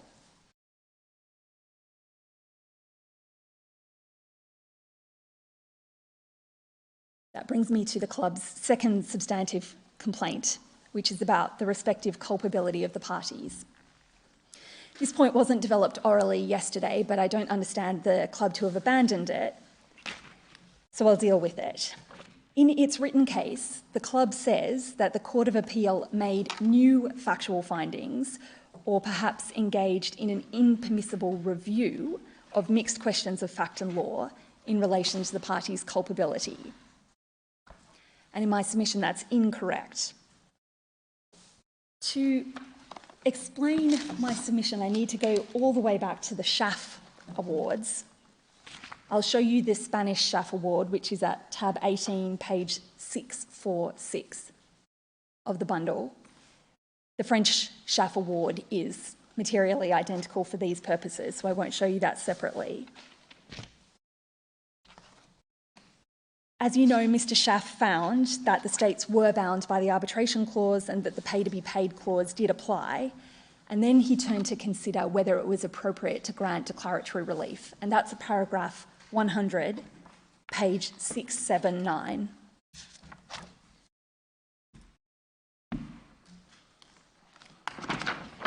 And if you could, so he was looking at the various factors in favour of and against granting declaratory relief. And if you look first at paragraph 103, first, the commencement of the Spanish proceedings by the Spanish state was entirely legitimate from a jurisdictional point of view as regards the CLC claims. He goes on to say the CLC claims were within the Spanish court's legitimate jurisdiction. That's at the end of that paragraph. Paragraph 104,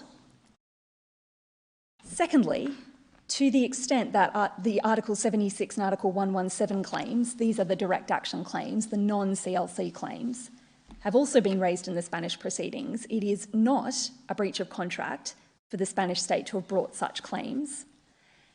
And towards the end of that paragraph, at the top of page 680, in a case like the present, where the Spanish state is not as such a party to the arbitration agreement and has done no more than invoke the direct action causes of action prima facie available to it under Spanish law, one has, it must be said, a certain degree of sympathy for a claimant who's confronted by the complexities of the through transport jurisprudence. So he is making a finding in an award that has res judicata effect between the parties that there is nothing inherently unconscionable or illegitimate by Spain having commenced the Spanish proceedings.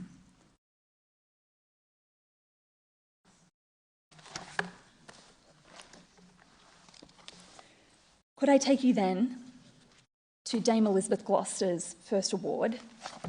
Starts at page 515, but we can go straight to page 631.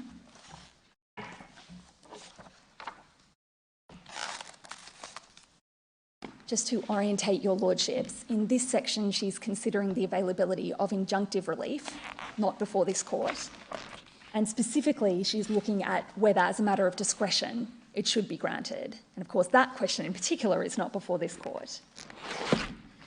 At paragraph 196, page 631, she says, I do not regard the club as having been guilty of delay in seeking relief, let alone guilty of culpable delay. In this regard, I accept the club's submissions in relation to delay, and there are certain subparagraphs here that I wish to draw to your lordship's attention. The first is at 1, little 1 that is. between 2011 and 2015, the club had not yet established its legal rights. So until 2015, there had not been a definitive determination as to the club's legal right to be sued only in arbitration. Over the page at little 4, in the period following the Court of Appeal judgment in April 2015, the club might have expected that France would comply with its obligations under English law. So as I would emphasise that her finding there is limited to the period after the Court of Appeal's judgment in April 2015. I would also like to draw your Lordship's attention, top of page 633, subparagraph 9. The reality is that the Spanish proceedings would have gone ahead in any event. She talks about all the different civil claimants that there were in addition to the states. And then at subparagraph 10, she points out the civil claims were brought within a criminal process. And I'll get to the significance of all of those findings in a moment. But first, turning to Sir Peter Gross's first award.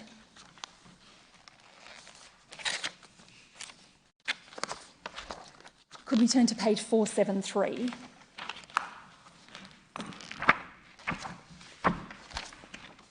At page 224, paragraph 224, I should say in this section, he's looking at whether it's appropriate to grant equitable compensation as a matter of discretion, having already decided that it's available in principle. So he's in the discretion aspect here.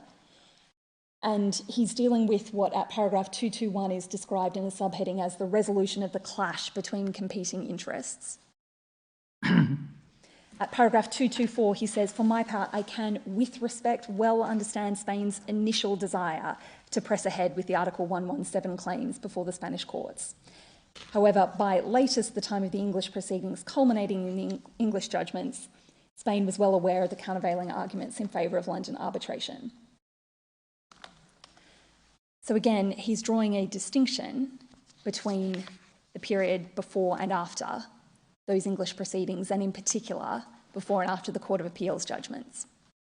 And it is significant in my submission that both Sir Peter Gross and Dame Elizabeth Gloucester, in their second partial awards, the declarations they granted as to the breach of the obligation to arbitrate were only with respect to the maintenance of the Spanish proceedings, not with respect to their having been commenced in the first place.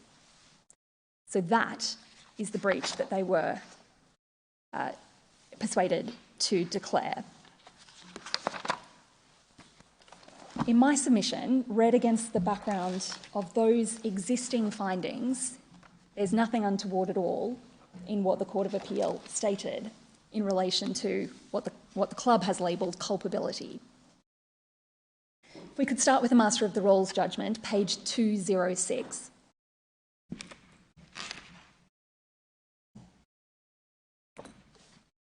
Paragraph 209.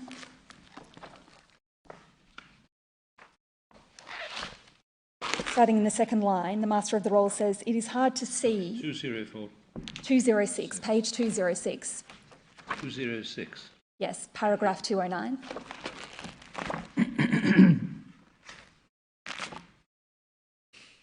What the Master of the Rolls says is, it is hard to see how the Spanish proceedings could have been completely avoided. He talks about the fact the CLC claims had to be brought there, that there were criminal proceedings brought there, and that there were many other claimants beyond France and Spain. Starting at the very bottom of that page and going into the next, obviously none of this completely justifies Spain and France in acting in breach of the arbitration clause, but at least it explains in part why the Spanish proceedings occurred and how they might not have been undertaken solely in an attempt to get over the pay-to-be-paid clause. So that reflects what all three arbitrators had already found, namely that it was not inherently unconscionable or illegitimate for the states to have pursued their non-CLC claims in the context of the Spanish proceedings which would have occurred anyway, but that Spain and France were not justified in doing so, were not completely justified in doing so in breach of the arbitration clause, echoing what had been said about the fact that once the declaration had been given that they were obliged to arbitrate, it was after that that their conduct could be called into legitimate question. So it was the maintenance of the Spanish proceedings which was an issue. Essentially, the same points are made by the Lady Justices. If you could turn to page 217.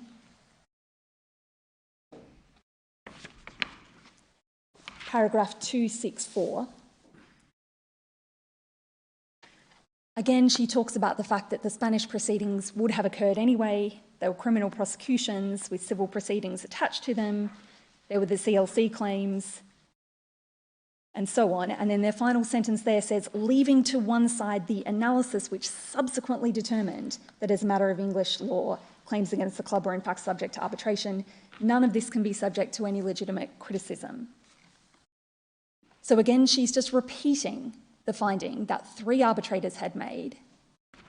What's the relevance of this to the issue the Court of Appeal was deciding? In my submission, the issue, the relevance was the submission that we've developed at length at every stage of these proceedings, including here, which is that the specific context in which the equitable obligation to arbitrate, however that's characterised, arose, is relevant to whether equitable compensation is available. And the fact that it was not inherently unconscionable, the fact that the Spanish claims were commenced pursuant to a foreign direct action statute, should condition the availability of the remedy. That's been the central submission, or one of the central submissions that we've developed all the way through, including my learned friend in this appeal under Ground 1.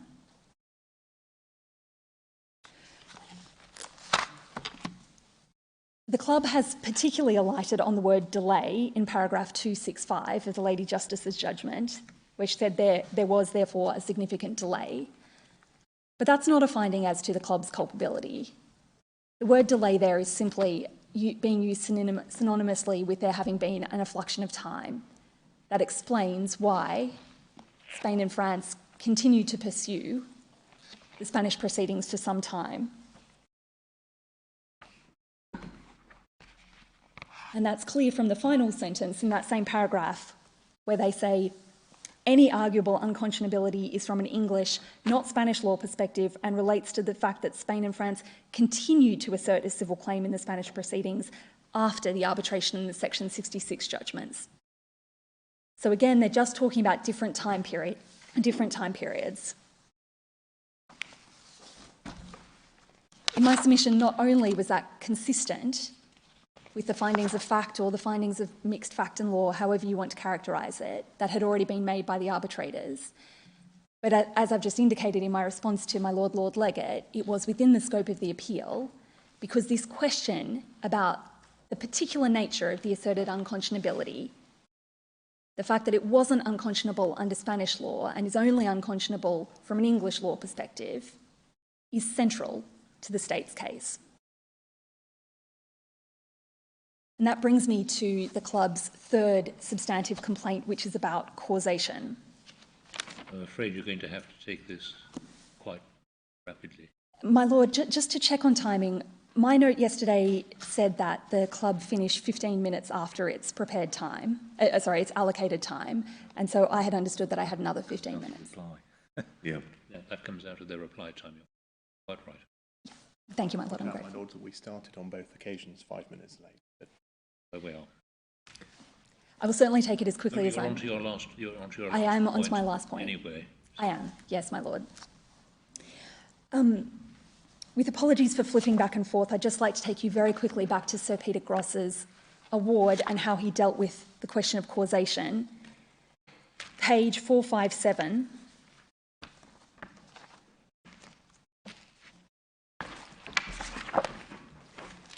Just to show you one paragraph, which is paragraph 184.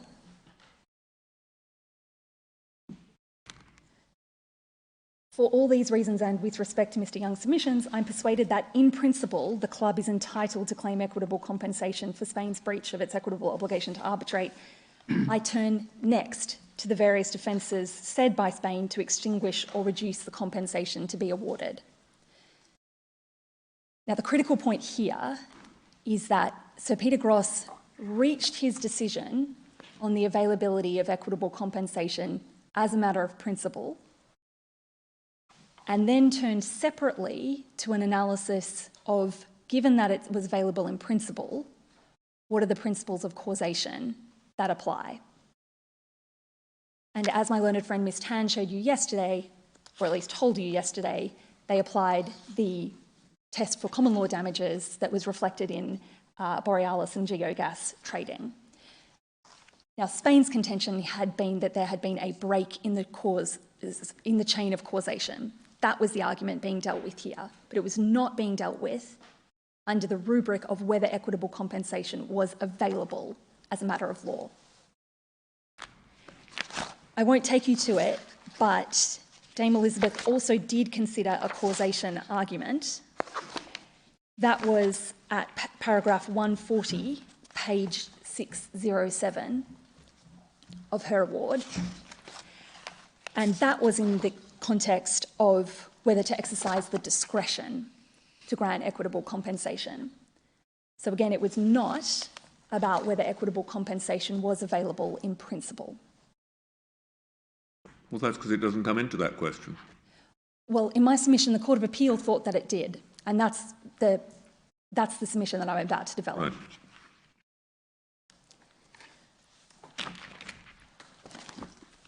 So then we turn to the Court of Appeal's judgment. And just stepping back from the text for a moment, to explain my submission, the club's fundamental error in relation to causation is this. The club assumes that when the Court of Appeal used the terminology of causation, it was addressing one of the same questions that the arbitrators had addressed, i.e., whether there had been a break in the chain of causation, or whether, perhaps, causation or lack of causation was a discretionary reason to withhold equitable compensation. But both of those questions were only addressed by the arbitrators once it had been determined that equitable compensation was available in principle. Looked at properly in my submission, that is not what the Court of Appeal was doing. It was not seeking to look at causation in either of those contexts. Instead, it was using the language of causation to address a different issue. The core issue at the very heart of the state's case on equitable compensation is, and always has been, that the specific equitable obligation at issue in this case, in the specific context in which it arose in this case, is not capable as a matter of law of supporting a grant of equitable compensation. You've heard my learned friend Ms Dilnot say today, as she said before the arbitrators and both courts below, that injunctive relief fits the specific obligation, the obligation to arbitrate, because it directly connects to the duty not to act inconsistently with the arbitration clause. In contrast, the state's submission is that equitable compensation cannot be granted because it does not have that same direct nexus with the obligation that's been breached. And that puts the equitable obligation to arbitrate, if we're characterising it in that way, in a different position to, for example, the obligation in the covenant cases. There, the contractual obligation in question was an obligation to pay money. And in our submission, that explains why, to the extent that there was a grant of what at least retrospectively has been called equitable compensation, it fits, because the monetary remedy reflects the contractual obligation. But we have always said that a monetary remedy doesn't fit the equitable obligation to arbitrate. I'm not sure all of the cases were based on that. I mean, some of the mining covenants may have had covenants to pay, but I don't think the other cases fit that, do they?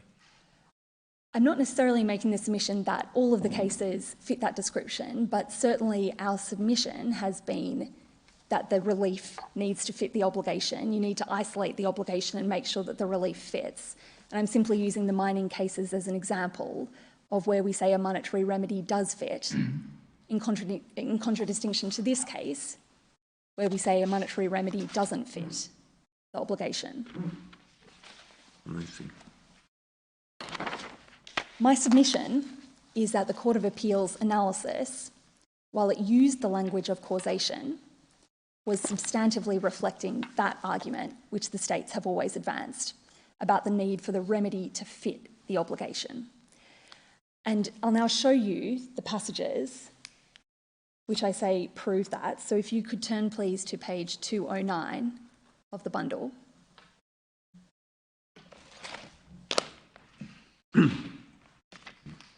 Paragraph 220, page 209.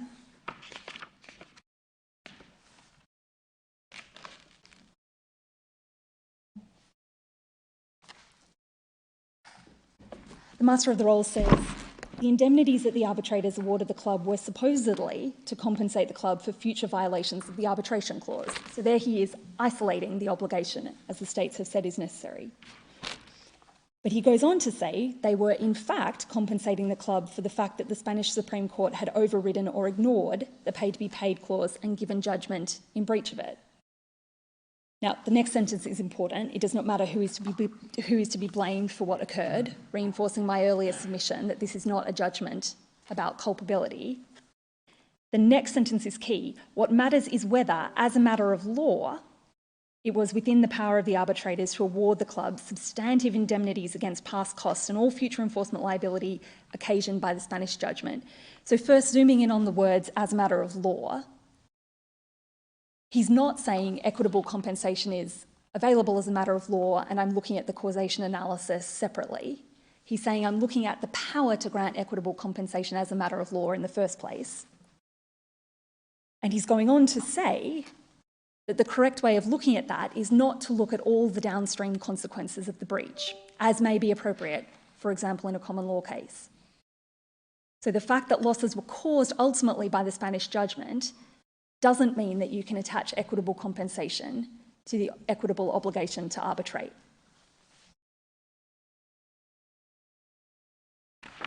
In paragraph 221, he goes on to make virtually the same points. Now, my Lord Legate yesterday pointed out that the sentence that refers to where the losses flowed from is, of course, only one of three factors that are given in that paragraph, in paragraph 221. And if you simply remove that sentence, if you were to find that that sentence were, in fact, problematic, you would take it out and the rest of the reasoning would stand anyway. But in my submission, you don't need to take it out because in this paragraph, the Master of the Rolls is making abundantly clear that he's considering whether equitable compensation is available as a matter of law.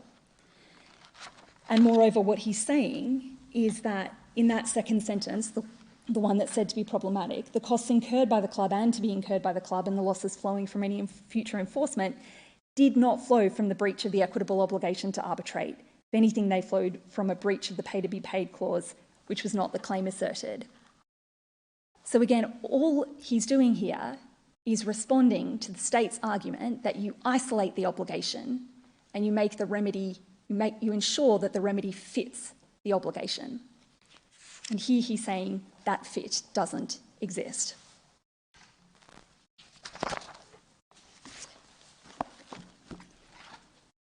I'll just make good the same point very briefly in relation to the Lady Justices. Well, perhaps I don't need to. You've already got my central submission, which is that when they were looking at whether equitable compensation was available as a matter of principle, again, they spoke about the fact that the losses were actually linked to the non-application of the pay-to-be-paid clause. The reference is paragraphs 265 to 267 of their judgment on page 217. Thank you. Unless I can assist the court further, I think so. I'm giving Mr. Delamere more than enough time for his reply. Thank you. Mr. Delamere. My Lords has a flavour of why this case took 9 days in the Court of Appeal on all the other issues that arose in relation to it. I think there are 4 topics I need to address in reply. The central one, ground 1, equitable compensation, and Ms Dilnock's arguments in relation to that. Secondly, an ancillary question, what happens if this court decides that the proper analysis is in law rather than in equity? What implications does that have for relief? Thirdly, I need to address the new case, I have to say, advanced by way of ambush in relation to the indemnity. It is advanced by way of ambush. It is no part of the written case. It was no part of the case below. The authorities weren't cited below. There are no grounds. I'll address it in any event, but it is notable, and the unfairness it produces is palpable. And then lastly, I've got some residual points about ground 2. So in relation to what was the last point? I didn't catch what you said there. The 4th point? Is ground 2. Some mop-up points on what Ms Haas has just been addressing you on. I started my submissions yesterday by pointing out all the things that couldn't be disputed. And I couldn't but help hearing Ms Dilnock's argument to think that what I had rather feared had come to pass, because many of her submissions actually ended up traducing a number of those points, not least when she said that starting from scratch, as she seemed to invite this court to do so, there either was no obligation to arbitrate or no unconscionability in not respecting it in a direct action case, because there was no sufficient unconscionability to trigger the burden. And that's why she went on to suggest that starting from scratch, the decision at the Atlantic Confidence, the decision in the use of Stepney-Ogdo, a case cited with approval in the Atlantic Confidence by Lord Hodge, was wrongly decided. And then she also said that the contractual analysis effectively ends, if it's applicable, it ends when one gets to equitable compensation, because that's the end of the sort of contract species of analysis. And then she sought to cloak the states in the sou'wester of the fishermen, suggesting that if it wasn't unconscionable for them to be bringing direct actions, then by parity of reasoning, the same applied to the states. Now, all of that, with respect, rather flies in the face of the contents of the 2015 declarations upheld or made into Section 66 judgments by the court, the terms of which are at 650. It also flies, I should say, in the face of the declarations made by the 2 arbitrators, to which you've heard reference this morning. The Peter Gross's declaration, page 512 of the bundle, in particular paragraphs 1 and 2, directed at the maintenance of the proceedings in breach of the obligation to arbitrate, and the similar declaration of Dame Elizabeth Gloucester at page 643. There is an obligation, and we are concerned with the remedial consequences of the breach of the obligation. And the reason why we've formulated our case, which has always been put on the basis of the conditional benefit principle, the reason why we've put it in equity is because that is how it has been analysed in the modern authorities. And I don't suggest for a moment that our case has been put on any basis other than equitable compensation before the arbitrators. That is the facts of the matter. But it's also how Mr. Justice Henshaw and the Court of Appeal analysed with finality the issue as matters were litigated through the Prestige 3 and 4 litigation. Could I ask you, and in the interest of time I'll just give you the references, to look in particular at paragraph 91, page 2526, paragraph 105, and then paragraph 118 to 119, page 2540, that shows Mr. Justice Henshaw applying the equitable obligation analysis. And then at 207, his analysis of remedies, and likewise in the Court of Appeal at paragraph 67 to 68, page 2488, all about the assertion of coming under the equitable obligation to arbitrate. What was the context of that? Sorry, just remind me. The context of that? Yes, what were they deciding? The particular issue at 67 to 68 was, I think, whether or not there was an agreement in writing for the purposes of Section 9. Right. So the context for all of this was a litigation landscape where the equitable analysis had been adopted by Mr. Justice Burton in the Frio Dolphin. It had been adopted by Lord Justice Mayles in Airbus. And it was explicitly the basis of analysis in at least the last two of the estates cases. Wilkinson, at paragraph 10 and then 27, entailed Lord Justice Patten describing it as the equitable benefit and burden principle derived from Halsall, 2833. Sorry, can you just, give me the paragraphs again? This is paragraph 10 and 27, my lord, page 2833, and then at 2836 for paragraph 27. So he called the principle in Halsall the equitable benefit and burden principle. You'll remember in Yusuf Setnioglu, Lord Justice Longmore was saying what's happened in these cases is we finally caught up with what's happening in cases like Halsall, so equitable obligation. And Lord Justice Patten, again in the case of Elwood, in the context of discussing whether or not there were registration requirements, described this as a new species of equitable obligation in Elwood at 30 to 31, page 1517 to 1518.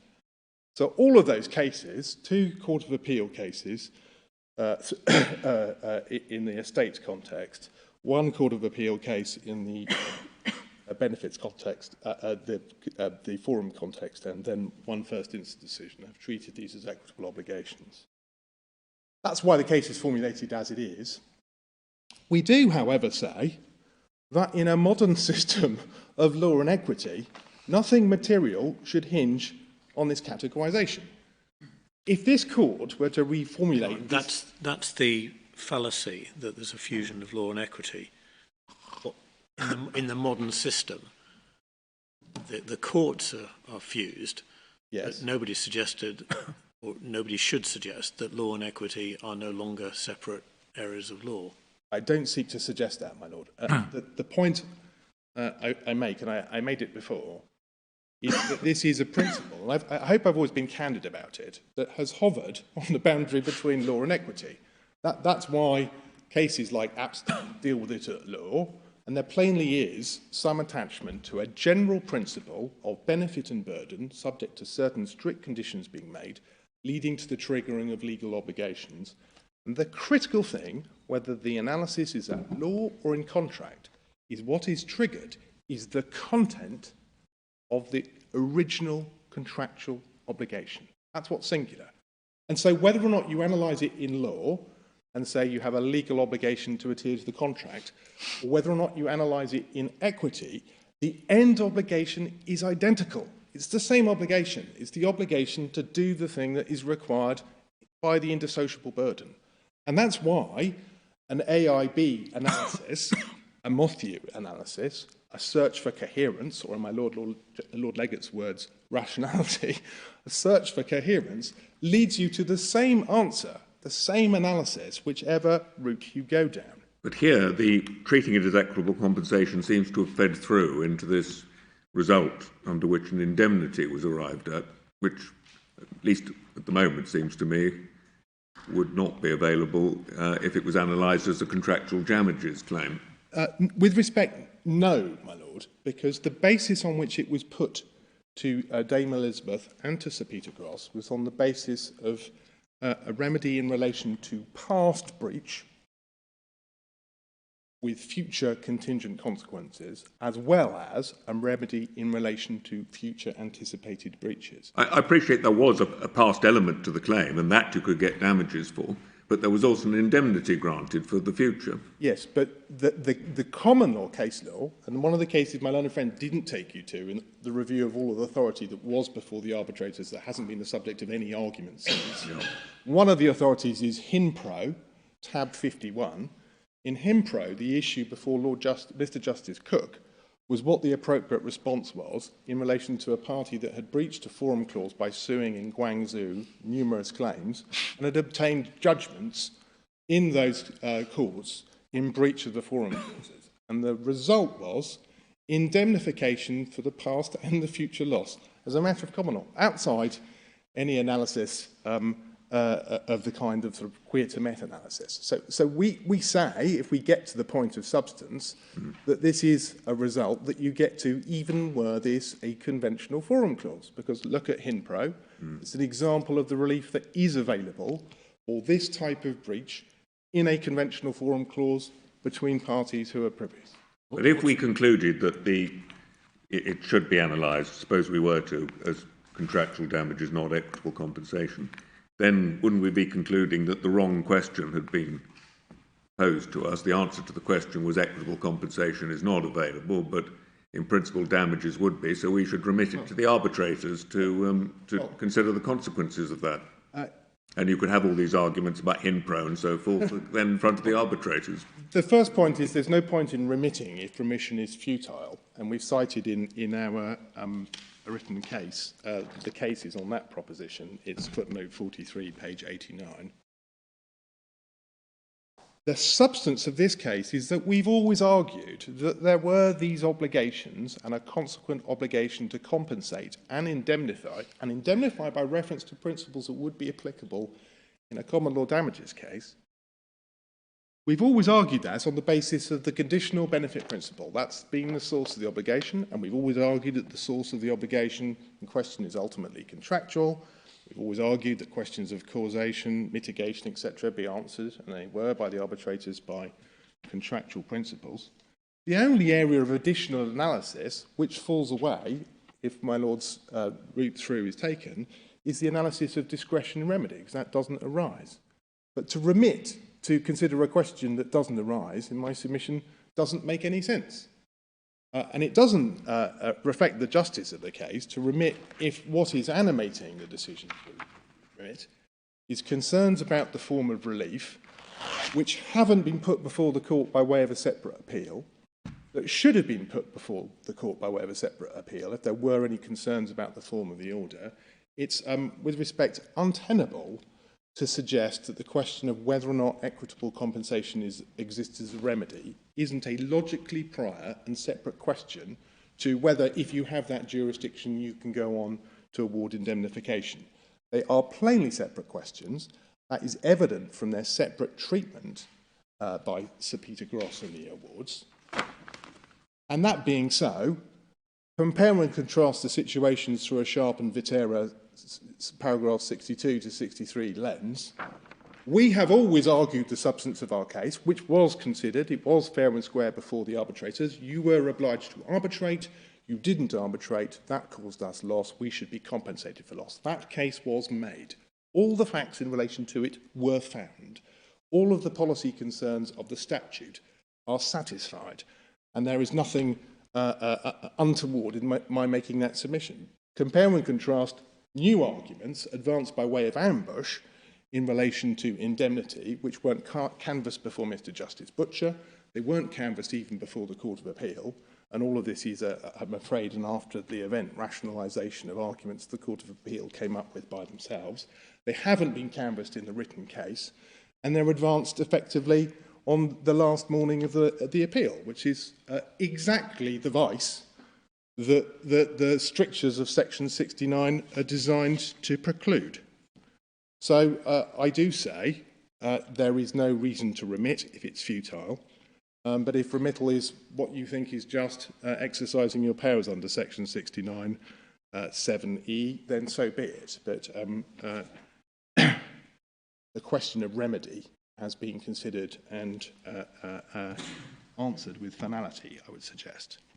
So that's the topic of indemnity, and I've said what I wanted to say in relation to that, and I've said what I wanted to say in relation to the ground one issues, because at the end of the day, my primary submission in relation to that is my learned friend had no answer to the basic question, which is why, once the trigger is pulled, it matters not whether the trigger is, as I described it, an equitable trigger or a trigger of law.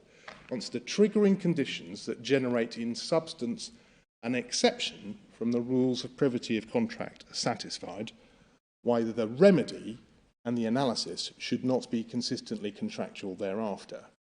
And the glaring inconsistency of a case that was driven to accept, well, yes, it's contractual for angelic grace principles. Yes, it's contractual for the purposes of the grant of declarations. Yes, it's unproblematic to enforce it by way of Section 50 damages if an injunction were available. But somehow, the only forbidden area for doing what you would do in relation to a contract claim is equitable compensation. That basic very difficult to understand leap was never substantiated, other than by a very narrow reading of the J. Bowler. And the simple answer to that is the one that the court understands, which is that all that Lord Justice Hobhouse was doing in that case was deciding the case on the narrow grounds he could decide it, which were sufficient for the issue before him, which was whether he could and whether he should grant an injunction. Can I just ask only you, issue. Sorry, So sorry. If you're coming to the end of what you wanted to say on ground one, yes. Can I just ask a couple of questions? Of course. The first is, it's been, in a sense, raised, would you be worse off if you were at common law, claiming common law damages, because it would, normally speaking, be problematic to talk about quia timet common law damages, if you like. And now you've given us a Himpro case, yes, in this particular context, but you would be fighting against, I think, large tracts of authority that would say you can't, it's a once and for all award, it's unconditional. That is the general position of common law. Again, we haven't put it in the bundle because it hasn't been the subject of argument, but there is authority saying that you can have conditional awards. And that is an issue about which there has been substantial debate. There's a recent decision from the Court of Appeal of Singapore concluding that you can. So that's the type of issue that would and should have been canvassed, if it was to be canvassed at all, before the arbitrator. And the vice of this whole situation is we're now being pulled at the very last minute to address a very complicated issue, I don't suggest otherwise, that was fully canvassed in one of the awards, but hasn't otherwise been canvassed before the courts, etc. And it's grossly unfair with respect. Okay, my second question. Can I just also put down the marker, forgive me, my lord. One of the things you have to do when listening to the state submissions is always very, very carefully follow the Queen, because there are cutthroat aspects to the cases between Spain and France. And when the case is best presented by reference to France, it's the French facts that materialise. When it's Spain, it's the... But no one ever points out the converse, but in Spain they didn't do this, or in France they said that. And that's another one of the unfairnesses of approaching these issues detached from the very complicated and detailed procedural history, which is relevant to the Section 69 lens. I'm so sorry. No, not at all.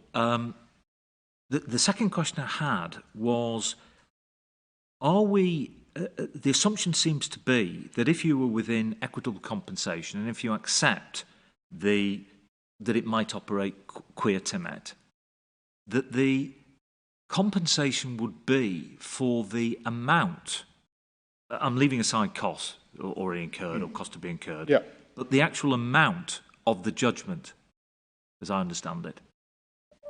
Yes. Don't we have to take account of the fact that if you went to arbitration, you might have got an equivalent amount? Well, one of the complexities of this case is the operation of the cap in relation to the award, which has never been unpacked. And that's a complex...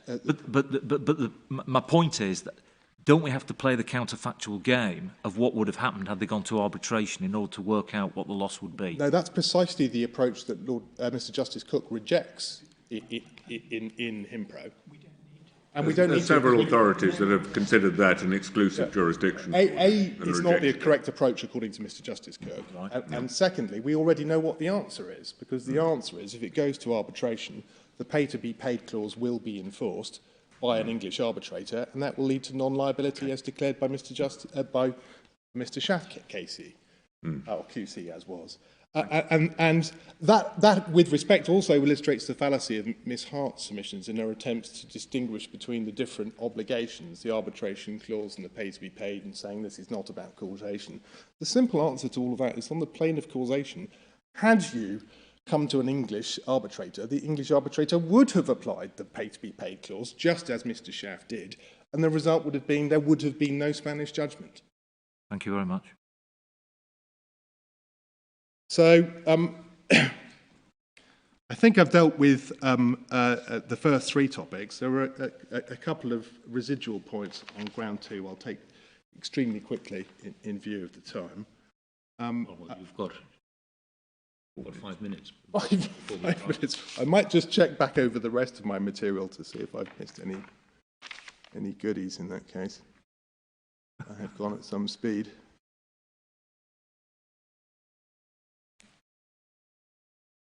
Yes, one point, and this is directed both to the case in general and the Lord Cairns Act case in particular, is that one of the things that Spain and France haven't engaged with is the consequences of the lacuna in relief if the exhaustive approach, even in the narrow version formulated by my learned friend, was correct. Because the logical consequence of the Court of Appeals case is that in any case where you can't get an injunction, you can't, in a case of pure equity, get any form of relief. And that's not some kind of abstract scenario or a rare one confined to state immunity. It's a commonplace in an area like, for instance, breach of confidence. If there's just one secret and it's published and it's all over the internet in 2 hours and there's no spycatcher relative privacy left, no basis to restrain future free speech, the damage is done. You're never going to get an injunction by the time you issue your claim form. The Jagged and Sawyer Section 50 no jurisdiction problem arises. And the logical consequence of that argument is that you don't get any relief. And that is the kind of lacuna equity is designed to plug, not create.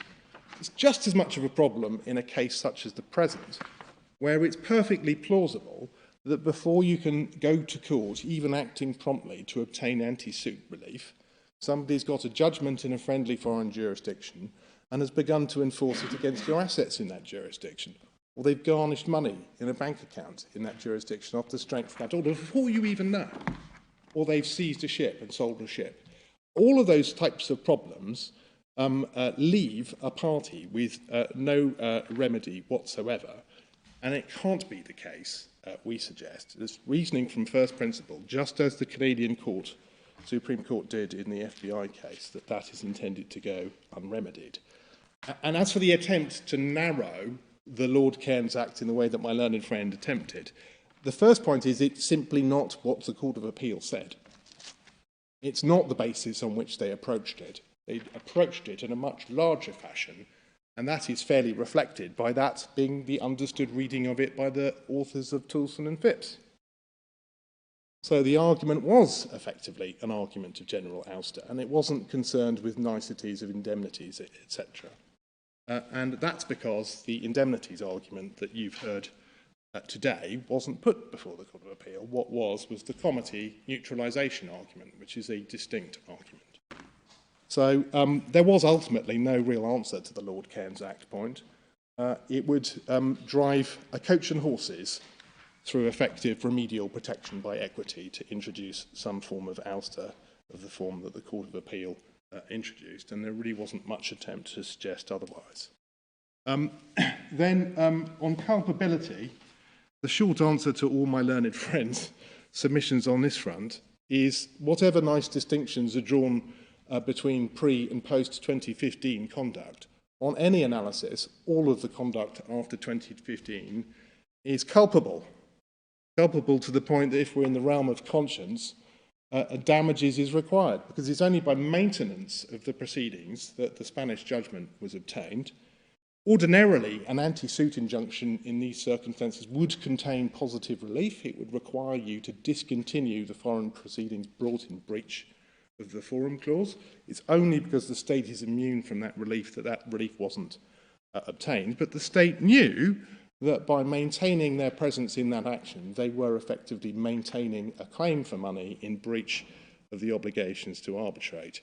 And there is no way to whitewash that culpability. And then lastly, as to comity, this is the particular area where you should compare and contrast the Spanish and French arguments. There wasn't really any attempt to gainsay what my learned friend Mr. Thompson said about the way Spain had not put the case. The short answer to all of these arguments is to reread paragraphs 82 and 83 in the context of ground 4 of what Mr. Justice Butcher said at page 363 to 4 of the bundle, and also to read paragraph 98 of Dame Elizabeth Gloucester's judgment, which the judge addresses in whole at 76. 82 to 83 deal with the committee variants that my learned friends advanced today, and they showed that they were all dealt with under ground 4. And paragraph 98 of the original award dealt itself with all of the variants of the arguments. It's the whole piece in terms of the arguments. And therefore the idea that somehow all of this survived under ground 2 unstated, when Mr Justice Butcher and indeed Dame Elizabeth Gloucester had treated them separately, and ground 4 was not granted permission to appeal or even an extension of time, and that argument is, with respect, dead. So can I just turn momentarily to check I haven't forgotten anything? And then I'll do the same. No, nothing else.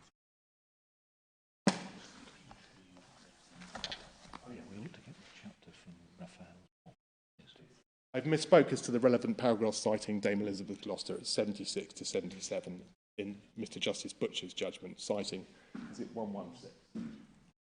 114, 113, citing 113 to 116 of the underlying Dame Elizabeth Gloucester award.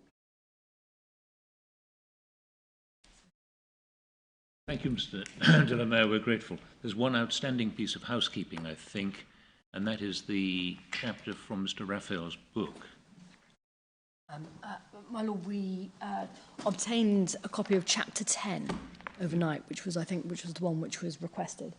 We've done it in hard copy in the traditional way, but would the court like it in hard copy, or should we upload it? Well, we'd be grateful to have the hard copy. Yeah. Thank you very much. And if I printed out my own, but we will provide the respondents' We notice, like which, as my learned friend fairly says, refers to an equity or by reference to argument before the arbitrators, which didn't develop separate arguments at law. Well, we'd be grateful to receive the hard copies now, and if we could have it in electronic form in due course, Chapter 10, then that would be... My Lord, we will arrange that. Thank you very much. May I have those, please? Can you collect them, please?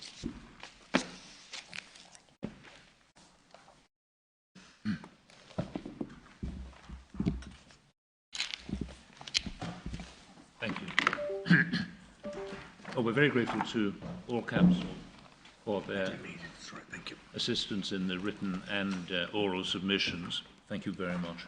It's been particularly pleasing that the junior counsel have been able to address this as well. We're grateful to you all. We're also grateful to those sitting behind you for the preparation of the case. This is an important, complex matter. We will take time to consider our judgments, which we will hand down in due course. Thank you all very much indeed.